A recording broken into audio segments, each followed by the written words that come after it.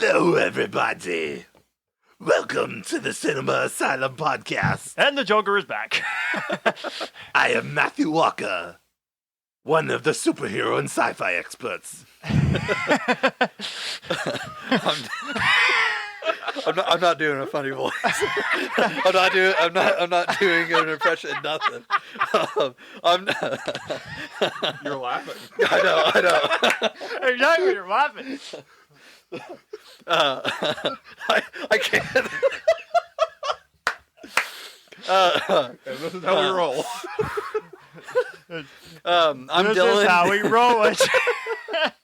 Okay, I'm Dyllan, the other superhero and sci-fi expert. and we're having ourselves a laugh, Rian. That's not my name. Hi, Rian. Nice to meet you. All right. Dad. All right, well, I gotta change the Twitter bio.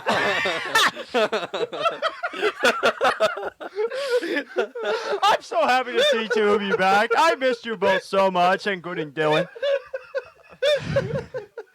Anyway, I am John Thompson, and I am the action movie expert. We are officially back. Yes, we are officially back. The Comedy Club is officially back. Dylan, I have missed you, and I'm so glad I got to see you in person. And we're still missing Paul. He's here Sadly, with Paul in couldn't spirit. be here today, but hopefully the next episode that he actually will. It's fine. It's fine. We'll perform a seance later and summon him. It's fine. He's here with us in spirit. Yes. So we have no news today, so we're going to start with 2 trivia questions for you guys. Okay. Well, I think we also, before we get to that, our podcast has already been incredibly successful in terms of downloads and streams. Over 400 already for the downloads and the streams, and we want to say thank you so much Thank for you. for Seriously. the support and for loving our podcast. Seriously, guys, I've been blessed and humbled to be part of this podcast, and it's just an amazing journey. Who knew we can start from episode 1 to episode 11 and get over 400? It's unbelievable. We're on our way to 5. Yeah. Thank you guys so much. It's been amazing. Absolutely. So I know you want to start with trivia, but normally we want to start with movies that we got to watch this week. Oh, yeah. Oops. Yeah, Well, that's, there- a while. that's all right. There was also something I want to go last here because I never got tons to say about the movies I got to watch. So I know, Matthew, you got watched a ton of movies, so you go ahead and start. I don't think I've watched anything new this week. Let me look. Well, I've never seen you watch tons of movies on your letterbox because I have been keeping an eye on your letterbox. Oh, yeah, And no, I'm not Edward from Twilight. I'm not stalking. I've watched some short films. But, yeah, nothing new, because, I guess I have seen something new. I watched Night of the Living Dead for the first time. Oh, how did you enjoy it? I really enjoyed it. Yeah? It was good. Wait, like the classic one? Yeah. Okay. And then I watched a movie called The Basement that Paul had me check out. It was kind of good at first, and then kind of fell apart. It just got so boring. Because the whole thing was set in a basement. Was this from the past few years? I think like 2018. Okay. I might Guys know like what- tied to what a you're chair in a talking basement. about. It sounds familiar. I don't think I've seen it, but I think I've seen a trailer for It it. was kind of boring after a while. And then Sorry, I Paul. rewatched Training Day for the first time in a while. Okay. Oh, I've been That's wanting to so watch good. that. I've been wanting to watch that because you already know I'm an action movie sucker. And Denzel Washington is a fantastic actor. He won an Academy Award for that performance, by the way, in the film Training Day. Really? And it's also directed by the man who did the remake of The Magnificent Seven, which I loved. I love the remake of The Magnificent Seven. It's so good. That movie deserves more love. Well, It really a TV does. series. Yeah, no, I saw that. I'm so excited for that one. I started like saving stuff for the podcast news, and then it got to like 15 minutes before I had to leave, and I wasn't even like halfway through finding news. And I was like, okay, I'm not gonna have enough time for this. I've got a few things just off the top of my head that I remember. I have a couple things too. Alien, the new Alien's in production. From the director of the 2013 Evil Dead. Yeah. Oh, okay. Sigourney Weaver isn't returning as Ripley for that. According to someone, Sigourney Chandler is joining the cast. They traded Sigourney's for the role of Ripley. Okay, that's interesting. But yeah, the other movies that I watched for the first, rewatches I did. I rewatched all the MonsterVerse movies. Classics? Godzilla, Kong Skull Island, And I rewatched the Dark Knight trilogy, and I've started my Guardians rewatch for next week. Well, this Awesome. week. Yeah. It's this week. Yeah, I say, welcome to the month of May for this one. And, oh, man, we got tons of summer movies, which we'll talk about the summer movie Mayhem in just and a little bit later. We'll talk I just about got that. one comment about Guardians this month. Vin Diesel is making bank. He's got Fast and Furious and Guardians 3 coming out within 2 weeks. Oh, of my each other. gosh, yes. That is true. Oh, man. Why did I not think of that? That's crazy. Did you see what he wore to the premiere? Yeah, you wore a group Yeah. thing, yeah. Yeah, dude, that was great. He had like That a little is Groot, great. like on the inside pocket and everything. You don't have to say about that? I am Groot. No, we are Groot. Yes. Yeah, no, we are Groot! We're like Groot. Actually, no, now it's back to, we are Groot. Yep, exactly. He's back to being big again. Yeah. Yeah, I I do can't. not like that, the effects for him now. I love the original so much more. Well, I think the fact is that he's just a lot more stockier now. Yeah. Like he's still huge. But it's like I would have been fine if they would have combined the two, because obviously they wanted to give him a new look solely based on the face that we've been seeing this entire time. yeah, That was not the face of Groot. right. Or not the Groot from the first movie. But like obviously they were going to go with a new look, and I understood that. But I was also kind of like, did he have to be like absolutely stacked? like I know that he's literally part tree, but like, did he have to be as thick as a tree? Oh no. Like he's just huge. Like that new Groot has to be at least like 3 feet wide. Like he's just giant. Not even tall wise. Is there any tree parts that you don't want to bother talking about? His tree trunk. His tree trunk.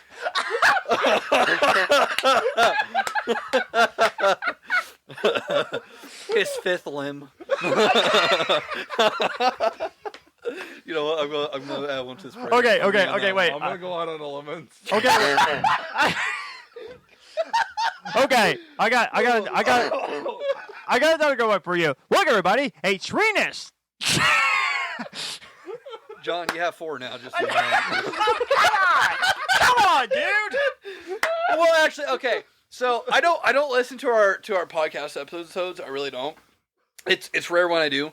So I had to go back through these last 2 episodes that I missed and find all the jokes in there to add to the Dylan, You're probably up to like you can't 70 count that, Dylan. You I'm can't. like, You're it's not too even late. part of it. You weren't It's even- too late. you weren't even- Look at the phone. It's too late. It says forward next to John. It's too late. It's done. As soon as it's added to the bank, it can't be withdrawn. Already, I'm loving episode 11, guys. This already is hilarious. But guess what? There's more to come. But anyway, Dylan, did you watch any movies that we missed? Because it feels like centuries since we saw each other. It's been like 3 weeks, yeah. I don't think I've seen any new movies. Matthew, I know that you didn't watch it, but I watched Power Rangers Once and Always. Yeah. I literally wrote my review for it, even though we're not talking about it for Right. months. Sorry. Oh, no, it's fine. That's all right. I'm probably going to end up writing like a second one closer to it on a second As you rewatch it. Yeah. Because I definitely had a lot of initial thoughts. I'm on like episode 57, by the way, of Mighty Morphin. You know, So, I'm getting close there. to the I end still of need to 2. watch him. I'm close to the end of 2. I'm waiting to get to Alien Rangers. I love him, MMPR, I really do, but there being 3 seasons is a little too much for me when it comes to Power Rangers. I prefer 2. It's So fun. I found something, not to get too much off topic, but you can't find the other ones anywhere. They used to be all streaming on Netflix. All the Power Ranger series, they're on now YouTube. it's just yes, that's what I was going to say. Now they're all on YouTube. Yeah. Interesting. I did not everything know up that. to Samurai. Yeah. Through Samurai, yeah. Super Samurai. No, they started adding more after Samurai, didn't they? No, Megaforce and stuff is not on there. Well, maybe not Megaforce, but something else is on there. I think Ninja there's Steel might be added. I didn't see it on there, I don't think. I think Ninja Storm is on there. Well, I'm gonna have to look it up later. Yeah. Because it's always like at the top of my sub feed. But Power Rangers is everywhere. It's pretty much everywhere. No, getting back to new stuff. I watch Once and Always. We'll talk about that in September. Yeah. For the anniversary. Yeah, for the anniversary. And also, Legend of the White Dragon comes out before that. We would do that. So Okay. that's why we're waiting till that. Yeah. Because I was gonna say we do it the week before, like right around the anniversary, but we'll get Legend of the White Dragon in with the anniversary. Which we got tons of specials coming to you all on Cinema Summit Podcast. Please do not miss the specials. It's going to be an awesome time. The reason why I haven't watched anything new is because Doctor Who? I've been back on Doctor Who. I Who? stopped Of watching. course. I stopped watching after like the first the first episode of Capaldi's second season. Okay. I stopped watching since then, so that's been 8 years. I don't know. It's been a while. I could not get into it at all when I tried to watch it. Hold on, let me finish my thought before I touch that, because I do have recommendations for Yeah. I actually just got to the 13th Doctor. I've been watching like 3-4 episodes a day for the past few days, and that's how I've been catching up. Okay. I'm like halfway through the 13th Doctor's first season. I was kind of surprised towards the end of Capaldi, because I didn't like Capaldi. Or not that I didn't like Capaldi. Like, I could give or take Capaldi. Like, I didn't really care. But they made me care about him. The second Christmas special that they did the second season really made me care about him. Because it was like shortly before that, because they killed off.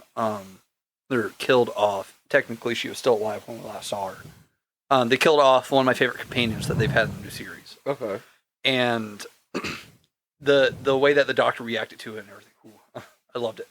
So you really thought about this. You could say you're a big thinker on it.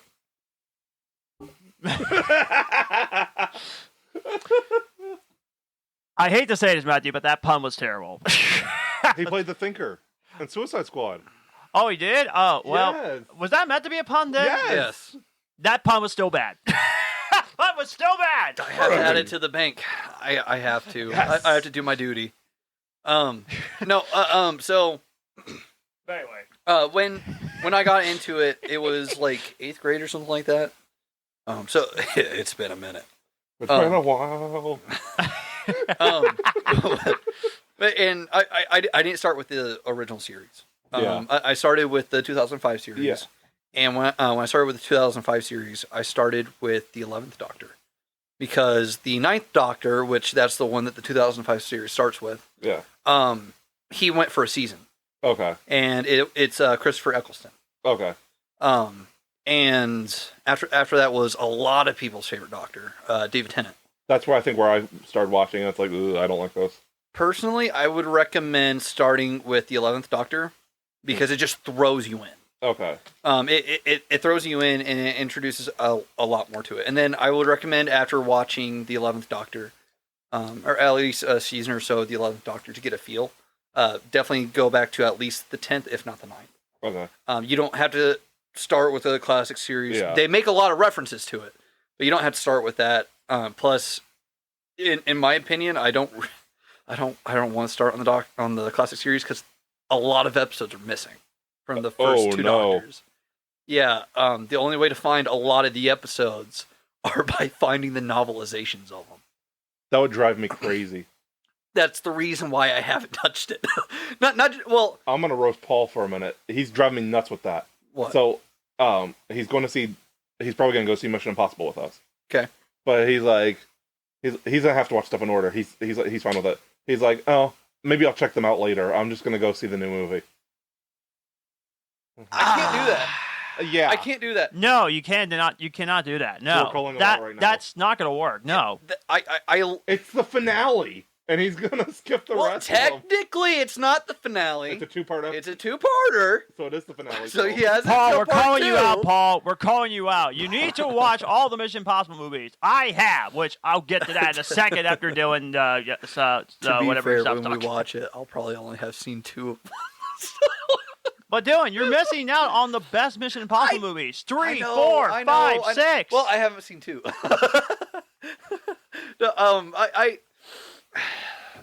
After we're done, I'm giving you my Voodoo password. They're on there. Well, they're all on Paramount Plus. Okay. So I have Paramount Plus. I can watch them. I just haven't because of the move and because of the fact that I've been consuming all my time with Doctor What? Who. Yeah. Speaking of Mission Impossible, this is where the movies I got to watch, but as well. And I have one question I need to ask you about something, but I'll get to that in just a moment.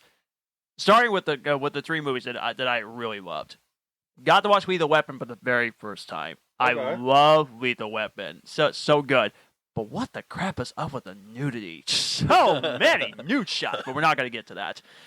I really loved Indiana Jones and the Last Crusade. I love that movie. Okay. That is that's right now my favorite Indiana Jones movies. It is phenomenal. The comedy, the acting, the story, the action, adventures.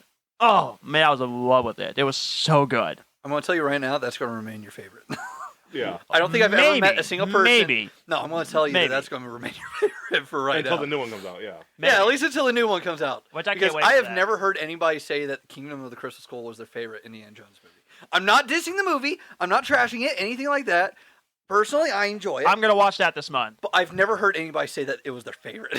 I'm not surprised, but personally, So, but personally, it's probably gonna say your I favorite. really enjoyed it. But like I said, and also Mission Impossible Ghost Protocol, which, man, I actually forgot how much I really love this movie. Seriously, I watched Mission Impossible 3 when I was on vacation, and I love that movie.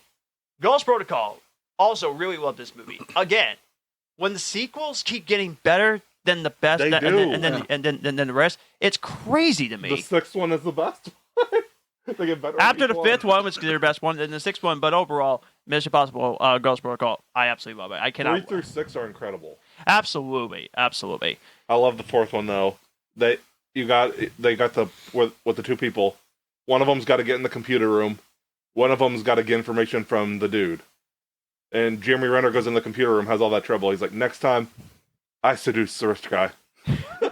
Yeah, what that actually was pretty awesome. So overall, absolutely love that. Okay. Then this is where I'm going to get into the series that I was not looking forward to watching. Dun dun dun dun. The Fast and Furious movies. Okay. Okay. I was surprised that the first one was really good. I was surprised by that. Yeah. Did it really rev you up for the rest of them?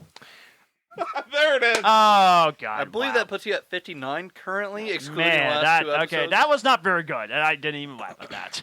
But anyway, like I said, first one was really good. Second, surprisingly, I really liked.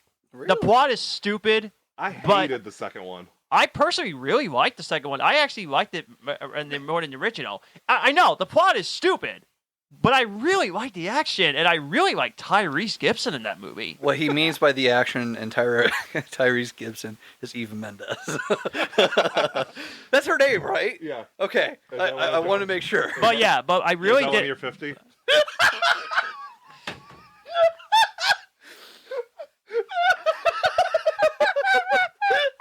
First of all, screw you, dude. No, thank you. I'm straight. You don't want to be one of his 50? Huh? You don't want to be one of his 50? No. Can I finish, please? Good Lord. Wow. Oh my god. And you thought you were doing the roasting this episode. Oh, man. Well, you guys roast me in episode, what was it? Episode 8? I think I got roast so many times. But anyway, really like the second one. Honestly, okay, Tokyo Drift, I thought the movie was fine, but I did not care for it. I thought the first act was kind of, for me, kind of boring. But the second, third act, it got to be good. So I thought it was fine. I got something for you. Okay. One of the songs in Tokyo Drift, I've seen performed live. Oh, you did? Okay. Yeah, when the Hulk car came up, that my laugh be like, ooh. Oh, ah, yeah. ooh, ah. I know what you're talking about. I've seen that performed live. Okay. But yeah, I thought Tokyo Drift was fine. But right now, it's probably going to stay my least favorite of the Fast and Furious movies. But we'll see how it goes because it could get preposterous by the time we get to number 7 or number 8. Just wait I'll for fight you 4. on that one. But then I got That was to okay. well, actually number 4. I actually thought it was a step in the right direction with number Oh, you 4. watched 4 already? Yes, I did watch 4. Actually, this actually was my first Fast and Furious movie that I watched before I got the original, but that was like Oh, okay. years ago. And the reason why is because I thought, no, this franchise is stupid. But I'll get to that in just a moment. But did enjoy Fast and Furious 4. I thought it was a step in the right direction. I loved Fast 5. Yes. Yeah. The That's a lot of people's action, the plot, and everything in between. It was great. I love Fast 5. I really enjoy the plot too. I just watched Fast and Furious 6, and I was pleasantly surprised that I loved it. They killed her though. This is where I'm going to get to the question. And it's actually been bugging me. It's actually been bugging me since I watched Furious 6. And thank you for bringing this up. About the killer, what I thought was dead. It's not what you're thinking. It's the other character. I want you to answer me this question. Furious 4, there was a funeral of Michelle Rodriguez's character. After the 5th movie... I still don't understand that. That's what I was going to get into. The 5th movie, it shows up that she's actually is still alive. In Furious 6, it did explain to her, which I thought did a great job explaining why she's still alive. It's because of the amnesia and the memory loss. That I totally understand. I don't remember that. Okay. It's been a while. But here's what I'm confused. They literally did a funeral in Furious 4. Maybe. They didn't show her how she got to the funeral. It doesn't make sense when she's still alive, and yet they did a funeral in Furious 4. That still bugs me. Empty casket. They thought she was dead. It's probably all I can think of. Okay. Yeah, it's what he said. So I love the fast films. I don't like cars, but I love the fast films. They literally do funerals in an empty casket? Yeah. It happens all the time. Well, not all the time. But, like, If it there was an happens. Explosion, someone died, there's not enough body to bury. Yeah, Okay. A soldier dies overseas. They can't send the body back. They're deemed KI, then they just bury the casket. Okay. It's starting to make a lot more sense now, actually. Okay, yeah, okay. See, that's why it was bugging me, because I didn't know if Furious 4 was going to actually change my grading from, like, A- to B+ because of the confusion. But since you explained to me pretty well, I think I'll stick with that original grade. But as of right now, love Furious 5, love Furious 6, love those two. So you're on 7 next? Yes, I'm at 7 next. You're going to like the action in that one. Yeah, Which I seven's cannot pretty good. believe that I'm actually really liking this franchise. Because at first I was thinking, this is freaking stupid. No, there's no point doing Fast X. But I'm kind of excited now to watch Fast X. You watched the post-credit scene for 6, right? Yes, I did. Okay. Yes. I just want to ask. Which is Starting with 5, I feel like it's more of a Mission Impossible with cars. yeah, I know. I'd say that. That's the one where I was just thinking, oh boy, this could get interesting. It gets crazier, yeah. Actually, I like Tokyo Drift, and this isn't me saying this just because I like Tokyo Drift. I think that 3 is going to get bumped up for you. I think that 3 is going to get bumped up for you after you watch 9. Not just because they bring back people from Tokyo Drift in 9. Yes. But not just because of that, but because, in my opinion, 9 is the lowest of the franchise. Yeah. Yes. It starts with one of the earliest car stunts that they do, where there's this isn't a spoiler. It's just Oh, like is a this the random bridge scene? Yeah, where like they wrap the wire around the tire and swing like Tarzan. Which honestly, I was just going with it because I was thinking, okay, the action is ridiculous, and they're mostly you can't jump from another car to another car to protect the person. Yeah, you can't do that. Yeah, there's an entire suspension of disbelief on Oh, I know. I heard that Furious Yeah, 9. I heard it was absolutely cartoonish in Furious 9. Yeah, but no, that's it's not ridiculous. even worse. Space. Huh? Cars in space. Yeah. Well, they were talking about time travel too for the next 2 movies at some point. Yeah, But, they were talking was about Furious 7 with the building jump. Oh, where they like take the Lamborghini and go from this building to like on this point? Yeah. Yeah, I believe so. So yeah, you're gonna have fun with that. That's also the one where they like do parachuting cars, right? I think so. Yeah. You're gonna love 7. You're gonna love 7. Okay. I'll take your word for it. It does have a nice brutal beatdown between Toretto and another character. Oh yeah, dude. I think they used a wrench and something else. They use like a wrench and a pipe, I think. Yeah. Yeah. Dude. It's brutal. 7 goes really hard. Oh 8, boy. I'm not a big fan of 8. I'm not. 5 through 6 are definitely the strong point of the series. I would say so. Or 5 through 7. I mean.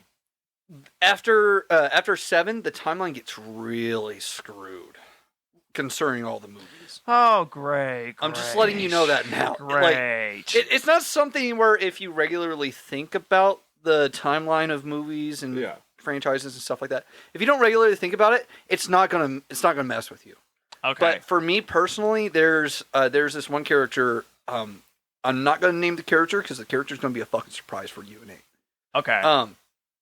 But there's this one character where like you find out that they came to be in like an earlier movie, like they were introduced. Right. And then like you see them in 9, and between how can I say this? Like I said, I'm not gonna name the character, but there's a character from 5 to 9. This is really difficult. I've never had to do something like this. There's a character in 5 to 9, and there's what would you say that there's like a 4 or 5 year time gap? Probably, yeah. Okay. And between 8 and 9, there's probably only what, like 2 years? Probably. There's a Okay. character that like aged like 7, 8 years through that time, and Oh boy. it character looks older than they probably should. Honestly, At that point, they look younger than they should I don't be. think the year It's- gap is going to be my biggest concern. I guess the only biggest concern I have is the action going to be stupid? Like, the action's absolutely stupid in the 9th one. Yeah. It's and I was absolutely just thinking, stupid. is this going to be stupid in a good way, or is this going to be stupid in a bad way? Because honestly, I mean, it's like Lammy Portine territory. You can't go up to like 14 like Lammy Portine movies did. They did 13 Lammy Portine sequels, which is just insane. I'll say that everything in 9 is stupid, both in a good and a bad way. Yeah. Okay. There's a lot of good stuff in 9. I will give it that. Okay. But there's also a lot of stupid stuff in 9. like the stunt that we mentioned earlier. Yeah. There's also some really stupid storylines, in my opinion. I feel like the best one for stunts is Fury 7, Yeah, no, I'd say that. which makes sense. It's James Wan directing. Yeah. True. James Wan is a James fantastic Wan's director. insane. He is great. All right. I know you said you got a couple of trivia questions, so Yeah, go right ahead. I asked this one on the page. Nobody got it right, and I didn't tell you guys the answer. So, what animation studio was originally created by Lucasfilm? Oh yeah.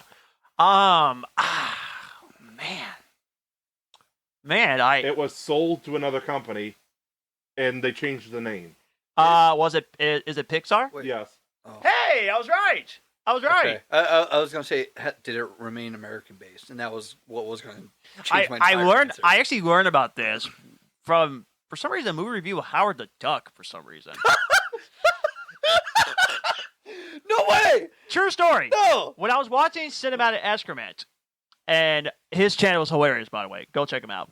He was doing his Worst Picture project, and Howard the Duck managed to win Worst Picture. And it turns out that Howard the Duck, because it actually transformed Pixar to making Toy Story, which I was thinking, you mean to tell me the worst movie of all time It's not that bad. made it into I still haven't seen it. I'm gonna buy it on 4K. made it into Pixar and transformed Toy Story? Huh, interesting.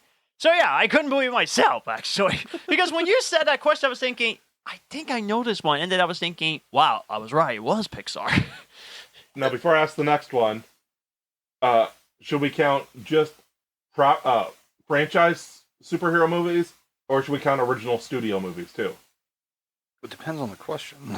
The question is, which 3 actors have been in the most superhero / comic movies as different characters? Ooh. There's 3 of them, and they've Wait, like they've been in 3 different franchises? three actors. 3 actors. Okay. How multiple franchises? Well, some of them have really different characters in the same franchise.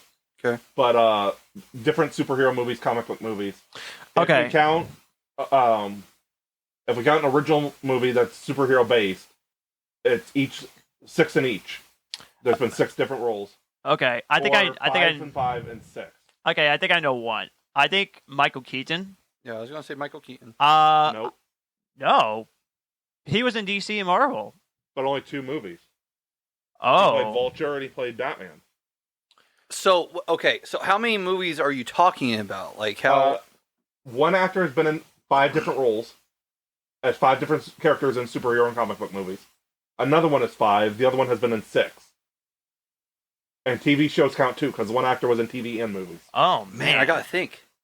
I know Chris Evans was in 3 movies. He was in two Marvel. He was in two Marvel Fantastic movies. Four. He was also in Captain America. He was also in the film called The Losers, which was a DC movie. Yeah, that's true. So, it's Chris Evans is not the right answer. Yes, Chris Evans is one of them. Okay. I think it's not Ryan Reynolds because he was in 2 different projects. I need to pull this up. Oh, shoot. I almost knocked out the recording. It's still good. That's okay. It's not Ryan Reynolds. I gotta think. It's not Ben Affleck because he was in 2 different movies too. Yeah. Excuse me. Holy crap! Man, Jeffrey honestly, Dean Morgan? Nope. Really? I really don't know. The only actor I could think of is Chris Evans. That is one of them. Fantastic Four. Uh-huh. TMNT 2007. Right. Okay. Captain America. The Losers. Mm. And not superhero, but still comic book, Scott Pilgrim. Oh, Okay. I need to watch that. See, I was thinking Scott Pilgrim, and I was like, okay, that could also be not a superhero movie. The other ones you're going to kick yourself because they're very obvious because Yeah. they've been in so many things. Oh crap. I'm really trying to think. This is gonna be horrible. Is one- If you tell me what it is, I'm gonna kick myself. I'm not telling you guys to give up. Is one Carl Urban? No. No? Okay. He's been in quite a few things, but that Yeah. wasn't one of them. I think he's been in 4 things. Anthony Mackie. No. No. Man. You know the one because his name is very unique. Oh. It's not. Are you I can't remember his name. He was in Guardians of the Galaxy. He was the first person to come across Star-Lord. He said, "Who?" I can't remember his name. I know what you're talking about. The Jaime Hansu. Yes. Okay. Constantine 2005, Aquaman, Shazam, Guardians of the Galaxy, and the Kingsman. Okay. Ah. So you got one left. And this is the one with the most. He's been in... Stan Lee? No. Okay, I was gonna say That doesn't count. That's a whole nother cheating. thing. Yeah, that's a whole nother thing. He has the most different comic roles of anybody. He's been in 6 different things. All right, so it's a he. 3 different movie roles, live action, 1 animated, 2 TV appearances. Can you tell me? Is it possible to tell me what comic franchises and not specific titles? He's been in a lot of Batman stuff. A lot of really doesn't Batman help. stuff. Ah. Man, I have to think of that's appeared in. Oh man, what? Doggone it! What is it? Oh God! Ends up being Arnold Schwarzenegger. I give up. Honestly, I Oh. can't think of his name. I'm gonna walk off out of my chair if I can't figure this out. It's gonna take me a long time to remember. You guys give up? Yeah. What is it? David Dasmalchian or whatever his name is. Oh. Okay. Okay. The Dark Knight, I actually would have never got that. Flash, the TV series, Gotham, both Ant-Man movies. Yeah. Oh, well, technically 3. So 7 roles because he played 2 different Ant-Man roles. Yes. So all the Ant-Man movies, the Suicide Squad, and he was a voice actor in Batman: The Long Halloween. Oh, okay. I forget Okay. who he was on Long Halloween. It's an animated movie. I know. I literally pulled out the graphic novel today from when I was unpacking. Great holiday movie to watch, by the way. Definitely watch around Halloween time. He wasn't. Was he Albert? No, not Albert. Albert? Who's Oh, Albert? yeah, I know. I was like, that's the wrong name. Calendar Man. Yeah. Okay. I think it's kind of funny that he was made fun of. And Penguin in the part. Okay. Oh, right. Okay. Yeah, I totally forgot about that. I think it's kind of funny that he ended up playing Calendar Man for a DC project when, as Polka Dot Man, he is made fun of by Calendar Man. Yeah, that's... I think that's great. Speaking of superheroes, let's talk about the summer movie mayhem. We got tons of movies to watch in the summer. As Guardians, of course, we're going to talk about that. Of course, we're going to watch that. Yeah. You guys are probably right with your rose. Yeah, I probably am going to need a whole box of tissues. Yeah, Fast X, Little Mermaid, Indiana Jones and Trial of Destiny, The Flash, Transformers. I could just go on and on about the summer blockbuster. I got a good feeling this could be a fantastic year of summer movies. It's going to be packed this Mission summer. Impossible. Mission Impossible, yes. Oppenheimer, I'm not sure if it's going to count as a blockbuster, technically. I feel like it, from what I've heard from several people, Oppenheimer is like their lowest anticipated Christopher Nolan movie in a while. Uh-oh. Well, yeah, I mean, it's not a fantastical movie. Right. So it's understandable. According to what Christopher Nolan had for his contract with WB, because WB is the one behind Oppenheimer, right? No, Universal is now. Is it Universal. Universal? Okay. Yeah, WB pretty much gave up on him. No, he gave up on WB. Yeah. Okay. Once they started putting their movies on streaming, he had a big issue with it. Yes. He does not like streaming. Yeah, I actually... Is our episode today. Oh yeah, bro, it's streaming. There was Pros one and thing cons. about streaming that I wanted to talk about. But That'll be our main episode part later, so, yeah. No, so I understand why it's people's least anticipated, but one of the things for Christopher Nolan's contract was the fact that his movies have to stay in theaters for like 3 months. Yeah. So one way or another, he's going to be getting a good turnout for his movie. Right. It just might take 3 months for it to be amazing. Right. It's going to be a big hit at the get-go. Yeah. But it's definitely my least anticipated. I'm just not a Christopher Nolan fan. I'm just going to say it. Oh no. Ow, my Okay. So let me defend myself really fast because I know that there are a lot of listeners that hate me now too. Let me defend myself really fast. Be careful. He makes great movies. Yeah, be careful. I'm not going to shit on his movies at all. He makes great fucking movies. The Dark Knight trilogy is one of the greatest comic book trilogies of all fucking time. You It's know, one of the greatest trilogies of all time. Exactly. and I love that. Those movies are so great. Yeah, and like Tenet was great. Inception was great. I love Inception. I'm I need to sure- rewatch Inception. I need to rewatch it too. that. I've been thinking about it a lot. Interstellar. I still haven't watched Interstellar. I need to. I want to buy it in 4K and watch it sometime this year. I'm not going to say it's going to be soon because who fucking knows. Before Sci-Fi September. I'll do it before Sci-Fi September. I'll pregame. No, I don't like Christopher Nolan as a person. I don't. Oh, okay. I don't. It's just okay. So, I have an issue with snooty people, Yeah. and he's one of the snootiest fucking filmmakers of our current day and age. He's definitely a perfectionist, and Well, people complain about Alfred Hitchcock. Alfred Hitchcock seems to be, or Christopher Nolan seems to be just like Alfred Hitchcock. yeah. A lot of people agree Hitchcock made a lot of great movies. It's just he was A crappy person. incredibly different. Well, he was a crappy person, and he was incredibly difficult to work with. I've heard the same thing about Christopher Nolan. Yeah.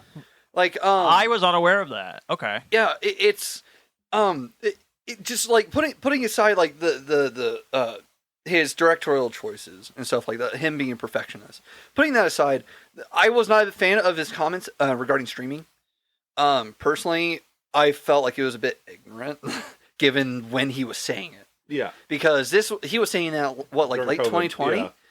Yeah. And it's just, to me, that's one of those things where it's like, I get it. I absolutely understand. First of all, this is your field. Like, I understand, like, you're going to be upset because when your field no longer becomes just this part, when it becomes, oh, people can pay $7 at home to watch a movie. Like, It's when the it same becomes thing with that, AI and like music and stuff now. I would say, I totally get it. Like, I get being upset about it and everything, but given the time that he said it, it's like, this is the only way that a lot of people were going to be able to see these fucking movies. Right. Yeah. Are you saying that you would prefer for people to go to the theater and get other people fucking sick? Or not be able to go see it at all. Or not be able to go see it? Oh, some not be theaters are able to closed. be part of a community online Right. because Which we'll talk about they, that they later weren't on able to see it for like pros 2 and weeks. cons and streaming. We'll talk about that later. It's just like it was like streaming movies that were just being released at home saved the fucking industry. Yeah. Nobody in the fucking world can tell me otherwise. Steven Spielberg can't tell me that. Christopher Nolan can't tell me that. James Cameron can't tell me that. Amen. They could put one of those ads that they did for like Scream 6, Yeah. where they're like, "Thank you for watching it the way that it was supposed to be." They could put one of those things before every single fucking movie for the rest of time, and I would never change my stance on the fact that streaming movies that were just released in theaters saved the industry. Yeah. Because if it weren't for that, a lot of companies would have gone bankrupt. Right. A lot of directors would have gone bankrupt. That's so true. Yeah. They couldn't have shut the industry down for that 3 years and expected to recover. Exactly. Like, we are still recovering from that. When was the last time that you guys saw an absolutely full theater? It was probably... Like, I mean, every seat had an ass in it. I've never seen that for any movie, but No Way Home was the closest since. Last time for me was Endgame. Yeah. That was 2019. Yeah. Like, No Way that Home was the last time. No Way Home, there was probably about 30 seats left. Yeah, like... It was like, all the seats in front. Yeah. And, like, that's how it was for Black Widow, Shang-Chi, which I get Marvel fatigue. We Whatever. didn't even have a full theater for the Batman, I don't think. Yeah. Like, even I saw, though there was still a pretty good crowd. I'd say it was about half full. Well, like, Scream 6, day after, there were... I've said it before, there were fucking 11 people in the theater, and it was a pretty big full screen theater. for me, too. Yeah, that was probably about 3/4 of the way full, too. Right, Yeah. right. So, like, we're But still you went recovering. The next day, yeah. Yeah. We're still recovering. People are still coming back to theaters. People don't quite feel safe enough right now. That's true. So, like, But the streaming movies saved that people. they're making, though, it's still doing pretty good with money. Well, yeah, absolutely. Like, I'm not saying Certain that movies are. Yeah, like I feel like we've gotten to the point where movies can make enough of a profit in theaters to, like, help advance releasing in theaters. You know, Yeah. like it's one of those things where not a lot of companies have to be like, oh man, maybe we should just release it on streaming. Like, we would cut a lot of costs by doing that. Yeah. Like, we're at that point where companies feel a lot safer just releasing it in theaters. Right. And the fact that WB doesn't have that, oh, well, it's in theaters, but we just started streaming it as well. They don't have that now. That was another sign of it. Because WB was one of the first companies that started streaming movies immediately, right? They were streaming the same day as theaters, during COVID. But no, I wasn't a fan of his comments regarding streaming during COVID. Like I said, I totally get it. It's an entire thing of, like, this is your field, but it's kind of be taken. Yeah. I understand. But it's just that, coupled with everything else that I've seen for Christopher Nolan, I just don't like him as a person. Gotcha. I just don't. And I'm sorry if this ends up getting us, biting us in the ass later. You know what? I'm I'm going to respect you for that. I'll definitely respect you for that, because let's be honest, not everybody loves the same directors, even though they make some great movies. But they can say, oh, I love this movie, but I don't love the director. Yeah. That's totally fine. People can have their own perspective about just movies in general. Yeah. It doesn't have to be your favorite director. You can just enjoy the movie. Well, like I said, like, it kind of goes the same for James Cameron for me. Yeah. Again, brilliant filmmaker. Yeah. But Like, what is up with 4 Avatar sequels? Like, come on, really? Well, like, okay, so he announced that back in, like, 2011. Yeah. He announced it shortly after the first movie came out. And, like, back then it was like, oh my god, yes, absolutely. Titanic came out. Titanic came out in 1997, Yeah. and then 12 years later he makes Avatar, and we haven't gotten a movie until 2022 because he was busy in Pandora. And don't get me wrong, The Way of Water is a great movie, but it's not Best Picture worthy. It was not better than the Batman. It certainly wasn't better than the Woman King. Wait, it won, right? I think it won Best Picture, yeah. That's Oh, no, All Is Quiet on the Western Front won, I think. Okay, Yeah, everything. I was gonna say, Everything, everywhere. I still all at haven't once. seen Everywhere it, but all at once. I doubt it. But the Batman, I'm sorry, Oscars, but you screwed it up. You can't tell me with a straight face that the Batman is a better movie. I mean, that Avatar: The Way of Water is a better movie than the Batman. You can't tell me about the straight face, Oscars. I will die on this hill. The Batman should have at least won Best Cinematography. Yes. Yeah. Yes. I'll say that. Should have And won Best Best Score. Score, yeah. I was gonna say, don't dip out of the soundtrack. Holy shit. Also, on the subject of Christopher Nolan, before we get to another point, Yeah. I learned something about him the other day, and it gives me hope for my future in filmmaking. His first movie, The Following. Yes. Do you know what the budget was for that? I think it was $10,000. $6,000. Holy shit. I was close. What? He filmed it over a year because they all work full-time jobs and they only filmed on Saturdays like Paul did. But yeah, $6,000, and he's now one of the greatest filmmakers of all time.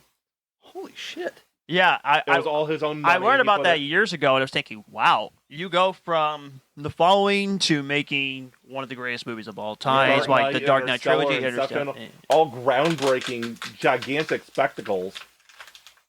I'm so sorry. This is just a habit of mine. But yeah, that I mean, it comes to show that movies that had cheap budgets, you can still make a movie and get your career Yeah. go up big time. It's how much drive you put into your craft. Yeah. But yeah, it comes to show you that young directors can do anything, no matter how cheap it can actually be. So that actually is a great thing. Oh, sorry. I just had one more comment. Go ahead. Christopher Go ahead. Nolan. Sure. Go ahead. It's this one actually is something about him as a filmmaker. Again, he's a great filmmaker. I'm not shitting on his filmmaking abilities. Right. I just kind of feel like he one of the complaints that one of the only complaints I have about his filmmaking style is that I feel like he makes overcomplicated movies, not for the sake of making a great story, but for the sake of making an overcomplicated movie to prove his mettle. Tenet is kind of complicated. Yeah, Inception too. Tenet was the one that gave me that opinion, and Inception. It's one of those things where, like, I don't know, I don't want to shit on the guy. I don't when it comes to his filmmaking prowess.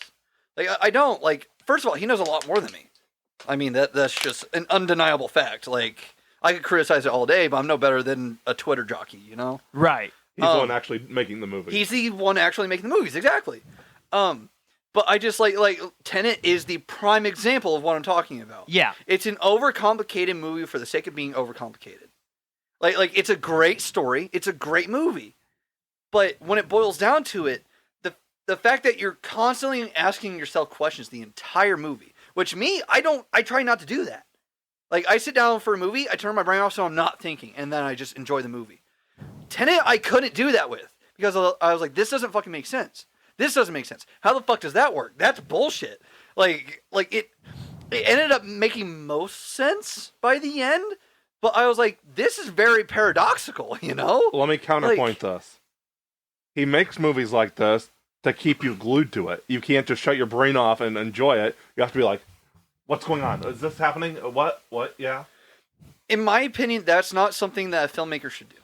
True. In my opinion, my personal opinion is that's not something that a filmmaker should do.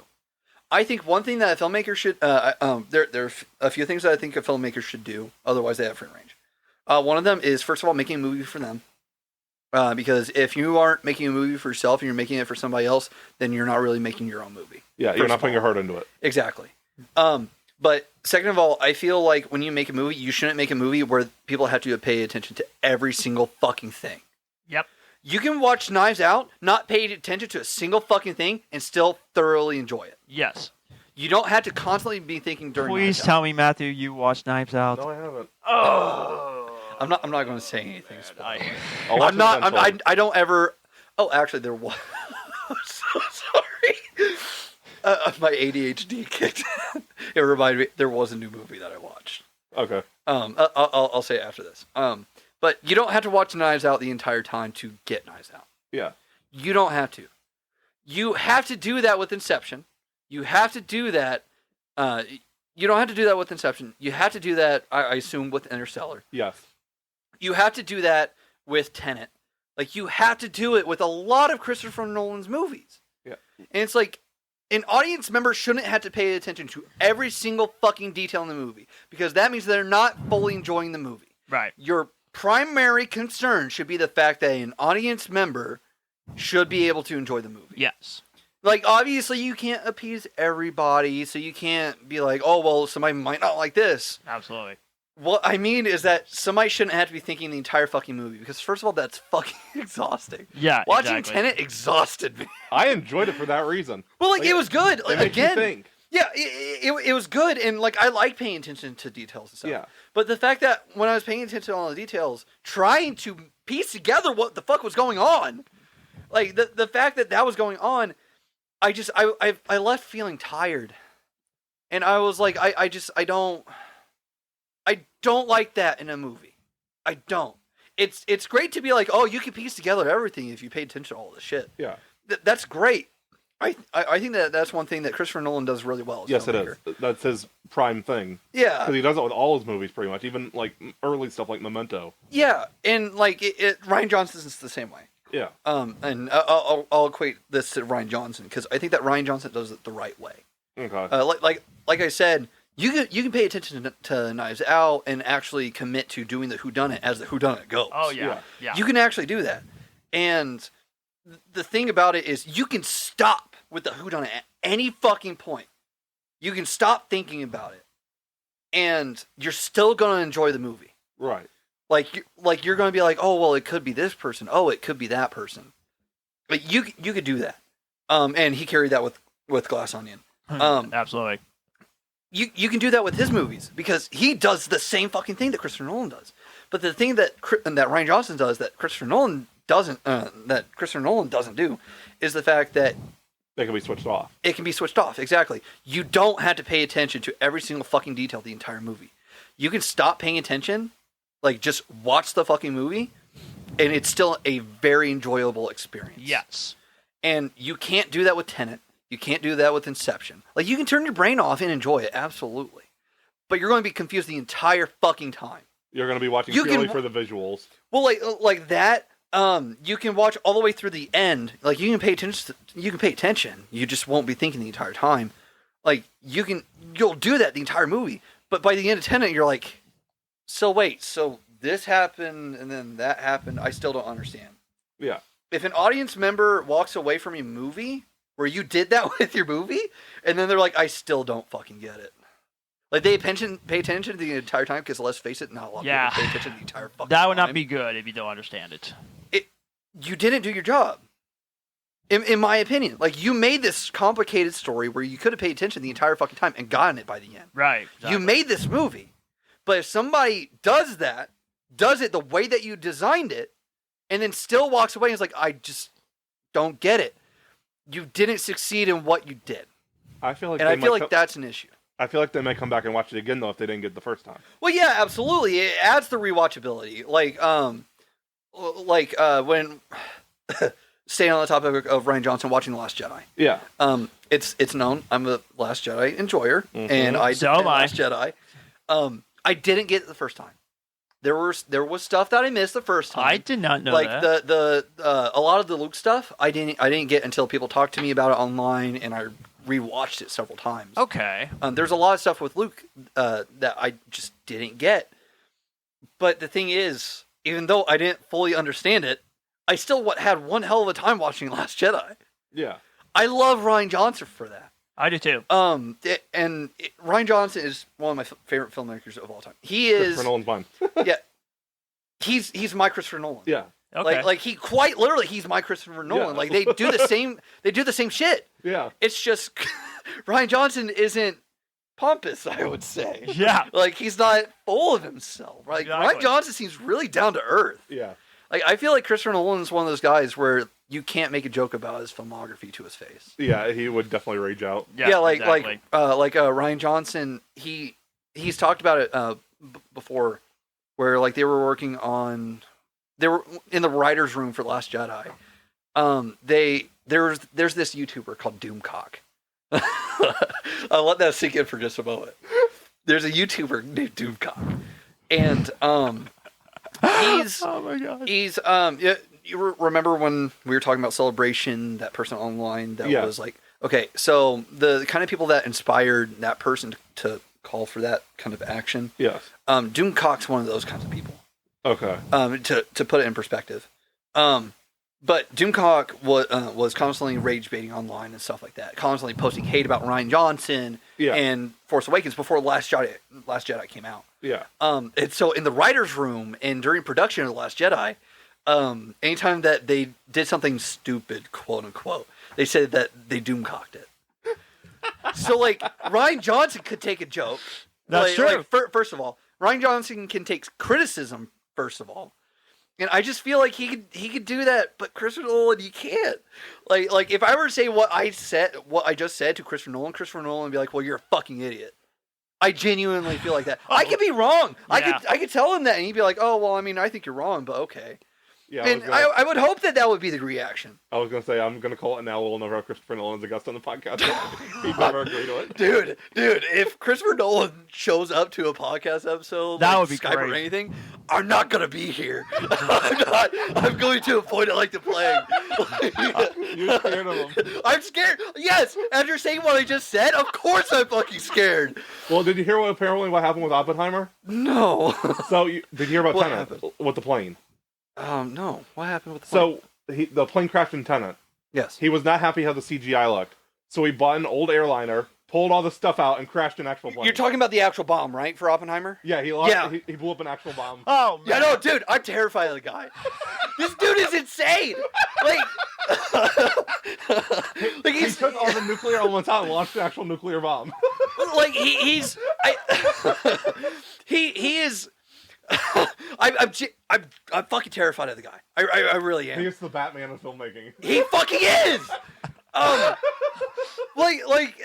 There's a lot of filmmakers that do like crazy fucking shit, like Michael Bay. He's the craziest though. No, dude. Oh my god. Yes. Listen, it works for his movies. Yes. I'll fucking say that. Like, again, I don't hate his movies. I don't. Like, the fact that he tries to keep it as practical as fucking possible is great.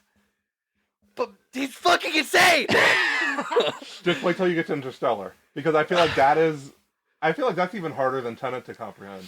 It's gonna be. I already know about the time travel stuff, and it's already fucking Like with the me. wormhole and stuff. Yeah, it's That's already like the fucking actual with me. science, though.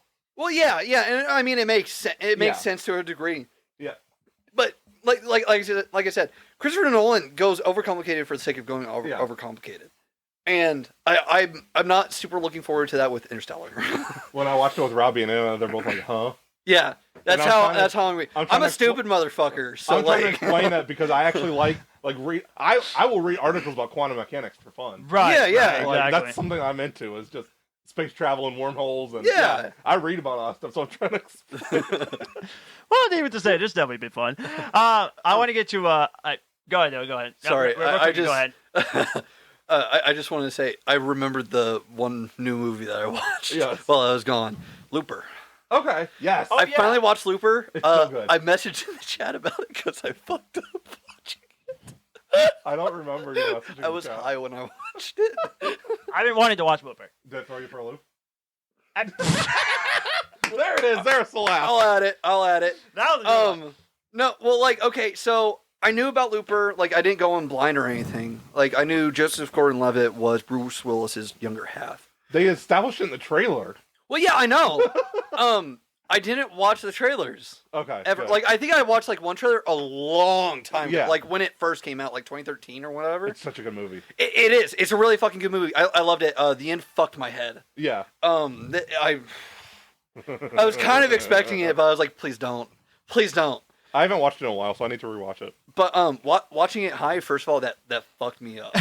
That's gonna be like when you watch Interstellar high. Like Yeah, it's probably brain's gonna gonna melt. fucking happen. your brain's gonna melt. I fucked up this one time. I might as well do it for every movie that's overcomplicated. But no, what messed with me the most was Joseph Gordon-Levitt wearing prosthetics to resemble a younger Bruce Willis. Yeah. Like, I knew it was Joseph Gordon-Levitt. I've known for the past 10 years that the movie's been out. But when you watched it, it's like, But when I watched it, I was like, when I watched it, I was like, what the fuck am I looking at? I'm way too high for this. Yeah, that's what I thought. That's what I thought. I was like, what the hell is going on? I was like, I was watching it expecting to see Joseph Gordon-Levitt. well, you got me It's not excited. It just like pushed me over the edge immediately. As soon as I saw his face, I was like, that's not Joseph Gordon-Levitt. I was like, that's Joseph Gordon-Levitt, but that's not Joseph Gordon-Levitt. It's from the multiverse. Dude, that was some Colin Farrell penguin shit. like I shit you not. Just in case you don't remember, like you said, I texted the group chat. I said, guys, I think I fucked up. I remember that now. Yeah, I was like, I think I fucked up. And I just, It stuck with me this entire time. Now I'm scared to rewatch it. Cause I know what happens now. I'm gonna rewatch it sober probably. I'm gonna rewatch it sober, and I'm oh man. It's gonna be one of those things where it feels like deja vu. So I'm gonna be getting hit with deja vu the entire time that I'm watching it. And in addition to be getting hit with deja vu, I'm still gonna see Joseph Gordon-Levitt looking like not Joseph Gordon-Levitt. Thanks for the heads up on that. Dude, it ruined me. Yeah. My brain was fried after that, and it wasn't because of the weed. Yeah. The weed helped. Maybe someone's doing black magic and it was deja voodoo. You're at 61 currently? Yes. I'm sure there's another, 20 that I'm missing in the past 2 episodes. All right. I want to get to one more quick thing before we actually get to our main topic. So we're gonna get to another main topic before we actually get to talk about the pros and cons. But just to let you know, I've been really enjoying listening to the episodes of our podcast because like I said, we have so much fun doing the episodes and everything in between. So I decided to go back to episode 1 and I want to get to the main topic before we actually after I play the audio clip, and then we'll get to the main topic. Make sure you put up to the microphone so the microphone hears it too. Yeah. So. And then You're in trouble now. and then we're gonna get to the main topic. So Don't play it. I'm between two. I don't think Flash is gonna flop. I don't either. Indiana Jones after the fourth one, I think that this is gonna do a lot better. So I don't think that'll flop either. Yeah. However, I do think that where is it? Either the Dungeons and Dragons movie is gonna flop, or the Super Mario movie. I was wrong on both accounts. I mean, sure as hell, Dungeons and Dragons was more of a flop, obviously. But Super Mario Bros. Just made $1 billion, right? Yes, it did. Yeah. He's been planning this all week. He messaged me and Paul's like, I'm gonna roast Dyllan. Dylan, you are so screwed, It's bro. Fine. It's fine. You're gonna be screwed when Barbie comes out. So for those of you people who did not hear that, in episode 1, Dylan predicted that the Mario movie was going to bomb. It was named number 1 at the box office for 25 days from April 5th to April 30th, and it's made $1,022,472,825. And when you said you screwed up, that's not what I exactly did. I was just thinking, dude, you're going to feel sorry that you said that because you just got screwed up even more. Tell me how you feel, Dylan, about being so wrong. Buddy boy. You know what, John? I'm not going to give this to you. I'm totally fine being wrong. But it ain't just poorly. That ain't just so badly. John.exe has stopped working. Please restart the program. Okay, hold on. If I'm remembering correctly, the way that episode went was we all asked each other what we thought the biggest success would be and what the biggest flop would be. Yep. Now, okay, being asked, what movie do you think will flop, sets you up for failure immediately. I'm making my stance on this. I feel like I defend myself the most out of everybody on the podcast. I highly doubt you defend defend this It's one. pretty true to how I am. So that set me up for failure. I'm telling you right fucking now. No matter what I said on that episode, I was set up for failure. But I did say it was between 2. I said it would be between 2, Dungeons and Dragons and Super Mario Bros. I was wrong on both, because as far as I'm aware, Dungeons and Dragons made a nice profit. If I can remember right, I think it made a good amount of money, based on the budget. So, I was set up for failure. I gave my honest answers. It was rigged. No, dude, no. I'm fine being wrong. That's totally fine. But don't say that I was set up for failure. Because I didn't think a single one of the major releases coming out this movie would flop. Shazam, I believe, was one of the ones that I mentioned. Yeah. Like, I think that we talked about Shazam. I agree that Shazam was definitely a contender. Because Shazam definitely didn't make it. Dungeons and Dragons didn't either. It didn't? $150 million budget, $194 million box office. So it barely made a profit. It made a profit. It didn't flop. I took it as a flop because it didn't do good at all. Well, still. We're counting Shazam and Dungeons and Dragons as flops. I was still half right. Well, you're still so wrong. You were still so wrong on so many levels, which I didn't say this movie title when we talk about movies I got to watch this week. I've seen this movie twice. I love this movie so much. It's my video game Man of Steel. I love this movie. It's the greatest video game movie ever. Okay? I loved it that much. That's just because of your Chris Pratt crush. No, it's not because of that. No, it's because I freaking love Nintendo. I gotta ask, I still haven't seen it. How good is Chris Pratt as Mario? He was great. Okay. He was great. A lot of people said they liked him. Okay. I Yeah. guess he does do the voice in some spots. Okay. Well, I mean, I would hope with the "let's go." Yeah. Like, Yes, he did. Yep, he nailed that pretty good. Absolutely. It sounded good. It sounded good in the trailers. I forgot who told me. I think it was Garrett, Paul cinematographer. Mm. He doesn't do the voice of the whole movie, but he does that certain spots because he felt if he did it the whole movie, it would kind of get like annoying. Yeah, I mean that's understandable. In the video game, he doesn't talk that much. I think my thing with that though is like, I think my thing is that everybody was hyping up his voice. That's kind of where it went wrong.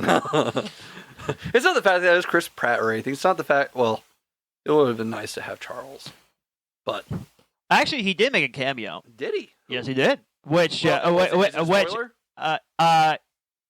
when you watch it, you need to keep an eye on what cameo he does do. So I ain't telling you. I ain't not telling you. Go see it at the theaters immediately. He's Diddy Kong. I ain't telling you. No, he's a blue shell coming in from outer space. It's fine. You'll love the Easter eggs When too. they're on Rainbow Road. You'll love the Easter eggs too. The Easter eggs are absolutely phenomenal, and it gets me so excited for the Nintendo universe. I'm waiting till they announce the Donkey Kong movie. I'm so excited. Donkey Kong is my favorite character ever. I'm waiting for Legend of Zelda. That's what a lot of people said too. I just hope that when Legend of Zelda happens, and it's gonna fucking happen, Yes. I hope that when it happens, they don't get Tom Holland. I'm waiting for Metroid. Do you want Metroid to be live action or animated? Oh, Yeah, it's live action. I have my fan cast for Samus, and there's a lot of people that would disagree. I don't like her, but honestly, Brie Larson. That's why I was gonna say. You know what? She That would looks make the sense. part. Well, like she looks the part. She loves Metroid. Yeah. Like, she really that wants to must play have been it. Samus. Yeah, I remember just something about Metroid in her. Yeah, no, she fucking loves Metroid. Like, I'm pretty sure she's even posted online about how she wants to cosplay Samus. She at least has the Zero suit. Yeah. That Must have been why I thought of it, yeah. I would love for it to be Brie Larson, whether it's animated or live action. Actually, the fact you said Tom Holland as Zelda, I actually love that choice. Link. As Link, yes, I would. Okay. Zelda Link, is no. a woman. Oh, It's not called The Legend of sorry. Link. It's called The Legend of Zelda. But I'm it stars sorry. Link. I'm sorry. I thought it was Zelda because I thought Zelda was the lead character. That's why I thought the green character's We're name. not getting Tom Holland cross-dressing as... You know what? Tom Holland is Princess Zelda. Let's go. Let's go. No. He would pull off the chic look. I'll say that. He would pull it off. If they don't want to end up making it, like, say that, let's be honest, it would probably be an adaptation of Ocarina of Time. If they would do that and they had Sheik, I wouldn't be mad if Tom Holland was the body double for Sheik. I wouldn't be upset. Honestly, I meant I would be meant a to power talk about the move. green character. I meant the lead character. Well, know, now you're I getting know. roasted, I know. so... How does it feel to be so wrong? I turned the tables. It didn't change. Table? It didn't change the fact that you were still more wrong about the Mario movie. How could you be more wrong about the main character of Legend of Zelda? You know how much I love Tom Holland. We did predictions. You made a statement regarding a fact over a series that has existed since 1986.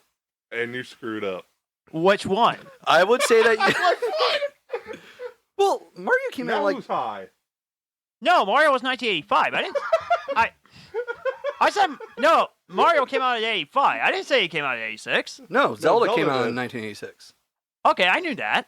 You did? Yeah, I knew that. So- you didn't know Link has existed since 1986 as the main character of Legend of Zelda, and you made that fact. How does it feel to be so wrong? We were doing predictions. Then why should It's they? easy to get predictions Why wrong, should they but just you call made it The that. Legend of Link then? If it's not The Legend of Zelda, if Link is the main character. Because Adventure of Link was the second game's title. I don't You know. really didn't link that together. I'm tempted to put that on one of Jones. But overall, what I'm saying though is that, like I said, the movie is so good, and also it's been one of the greatest success stories of movies in 2023. I'm so happy it's doing so well. Well, I can't wait for. I still haven't gotten to see it.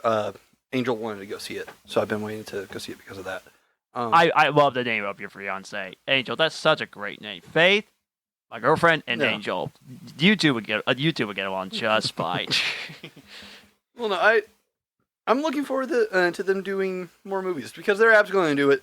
Illuminations is currently the king of doing animated sequels. Yes, absolutely. Yeah, they're going to make more, especially after making a fucking $1 billion worldwide. That's Which I would have never predicted would make $1 billion. I thought it was going to make just $800 billion. Outside of the Disney Pixar area, Illumination is the only other major studio that does animation. Yeah. Yeah. And then Spider-Verse is the rare independent animation. Oh, right. Well, okay. Spider-Verse coming out this summer, too. Oh, I'm so excited for that one. Okay. If we're sticking to American standards, yes. Yes. I feel like I watch more anime than people here. Yeah. I don't If we think open it worldwide, you have to include Funimation in there. Right. Yeah. Because Funimation, Yeah. For American-made studios. yeah, for American-made studios, yeah, they're definitely the top. And then Spider-Verse is the exception. Yeah. Well, I mean, it's Sony. Sony's always made like huge movies. I mean, look at But for Ghostbusters. animated. Yeah, for animated. Like that's the only one not animated studio noted. Is Spider-Verse one of the only Sony animated movies, or at least theatrical I animated? think. And I it can't won think the of any Oscar other. for best animated feature that year. So it's one of the. Yes, it did. I think it was like the only non-Disney movie in like the last 20 years to win an animated feature. It probably was. Disney's really held that title since like 1997, hasn't Yeah. they? Huh. We cannot wait for Spider-Verse 2. Oh, man. I'm so excited for it. Oh, man. I mean, man, you know how much I love Spider-Man. You know how much I love that superhero. I just cannot wait to see this movie when it comes out. Did you guys see the Fandango predictions for most anticipated movies of the summer? No. I feel like this is very accurate. Spider-Verse number 1, Okay. Yeah. and this was before CinemaCon. Mission Impossible number 2, Flash number 3. Yeah. That makes I'd sense. agree with it. Guardians didn't count; they were counting that as the beginning of the year. Yeah. Well, I mean, that's also a spring release. Still. So they're counting the cutoff as like May 15th. Yeah. So, yeah, I feel like that's pretty accurate. I'd say so. Although Yeah. I think Flash might end up getting up to number 1. And It knocking could. Spider-Verse down too, It could. because the hype train is rolling. Yeah. It definitely could. Everything that's part of the reason why I wasn't able to put news together today was because of all the CinemaCon stuff. Yeah. Holy crap! Oh. A lot of first looks. Craven is rated R. Yeah. That's news. Craven dons the classic costume, And Rhino's in the trailer. and Rhino's in the trailer. We got I our first look still don't think it's gonna do well. No, I don't think so. I think it'll do better than Morbius. Probably. Yeah, I agree with that. Maybe. Yeah. We got our first look at Dune Part 2. Some pictures, Oh yeah. Yeah. including Austin Butler's character. Austin Butler and Florence Pugh. Pew? Pugh. It's one of those. Pew pew. Yeah. It's one of those. But But another movie that I'm looking forward to. Dylan and I, we just watched the trailer for Disney's Wish. Yeah. The animation is incredible. 2D is back from the dead, and I love it. It should have never left. I know. It I know. shouldn't have, There were so many incredible 2D animated films that Disney made, even in the 90s. They were so dominant when they made the Disney Renaissance. Yeah. And the fact that they bring it back, oh man, I'm so excited for November when that film comes out. It's the It's first. getting buried. No, it won't. No, it will not. I'll It's say not it going to will. get buried. I'll say it will. Hunger Games, Dune, The Marvels. It's getting buried. Now, I'll say something about Hunger Games. There's a lot of people that are going to be looking forward to it because there's a lot of Hunger Games fans. Yes. We I talked think- about that in episode 10, actually. If I had to make a new prediction for flop of the year, it's probably going to be that one. It doesn't. Like, obviously, I'm probably wrong because of Dungeons and Dragons, but It looks good, but at the same time, it doesn't look that good either. well, I mean, haven't even watched the trailer yet. It's. I I need to haven't- watch the original Hunger it's Games too first. They're leaning too much into a steampunk thing for this one. Well, yeah. I mean, it's like the beginning of the games, right? Yeah. I haven't read the book. Yeah. I read the originals. It's but- when Snow first takes office, I think. yeah. If I would say this real quick about Guardians 3, I'm either going to go see it with you guys or I'm going to go see it with my girlfriend because she. You better go see it with us. I'm probably going to end up seeing it on like. Well, I'm going to go Saturday see or on. something. Okay. I'm going to go see on Friday either way.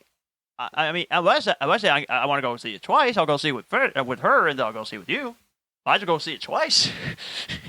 Yeah, unless I can come here for like 2 hours after work, I'm probably going to see it on Saturday. What time do you get off work? Because I get off work at 4. I don't get home till like 5:50. You know, I'm probably going to see it like Saturday Yeah. because it's a 1 hour drive one way now. Right. That's what I So- thought. Yeah. I'd either have to hang out in Shelbyville for at least 2 hours, or I would have to drive to the house and then immediately turn around and drive back. I mean, I It's could do one of my the two. food order on Thursday, then I get home at like 5:10. Probably just camp in your driveway for a while. That's fine. Okay. I mean, I wouldn't mind seeing the movie twice in one day, which I don't normally do that. I don't normally do that. Well, I mean, I feel like that it's would just- work out for since you're now that hour away. yeah, If you just came here for a little bit and then went to the movies with us, that way we could all still go together. yeah. You know, I'm not for it. All right, now let's get to the main topic: the pros and cons of streaming. I wonder if I can go ahead and go first on Go this for one. So I'm going to start out with the pros, at least for me, and then I'll get to the cons. Let's start with the pros. You get to enjoy thousands upon thousands of movies and TV shows. The old classics and then the newer ones. That's like the most exciting thing. I remember when I first got Disney Plus back in 2019. I got it around Thanksgiving break. The very first Disney movie, animated Disney movie that I ever watched that I had actually never seen before was Lady and the Tramp. Okay. Because I wanted to watch the remake Lady and the Tramp. Yeah. And it's great to go back and watch the classic. You don't even have to buy the movie. You can just watch it all around streaming services, and you get to enjoy it. And Yeah. you get to go back and watch the classics, the live action, even the TV shows, which also makes them great. Yeah. And that easily is the best part about the streaming services for Disney Plus. And then the more streaming services you actually get, the more you get to check out the classic ones, and even classic game shows. As I said before, I've been watching the classic Nickelodeon game shows for Paramount Plus, and I love these kind of shows. I'm a 90s kid, and I grew up watching those classic Nickelodeon game shows. When we used to have DirecTV at the time, it was called Nickelodeon Gas. It was sports and then games and everything in between. To go back and watch the classic game shows that I watched, and it's on Paramount Plus, is really cool. Yeah. And that's the best part. You get to watch classic movies like Netflix, Disney Plus, Hulu, Amazon Prime, Paramount Plus. That's the best thing about the streaming services for me and the pros is that we watch them. Yeah. So there's the pros. However, that gets to the cons.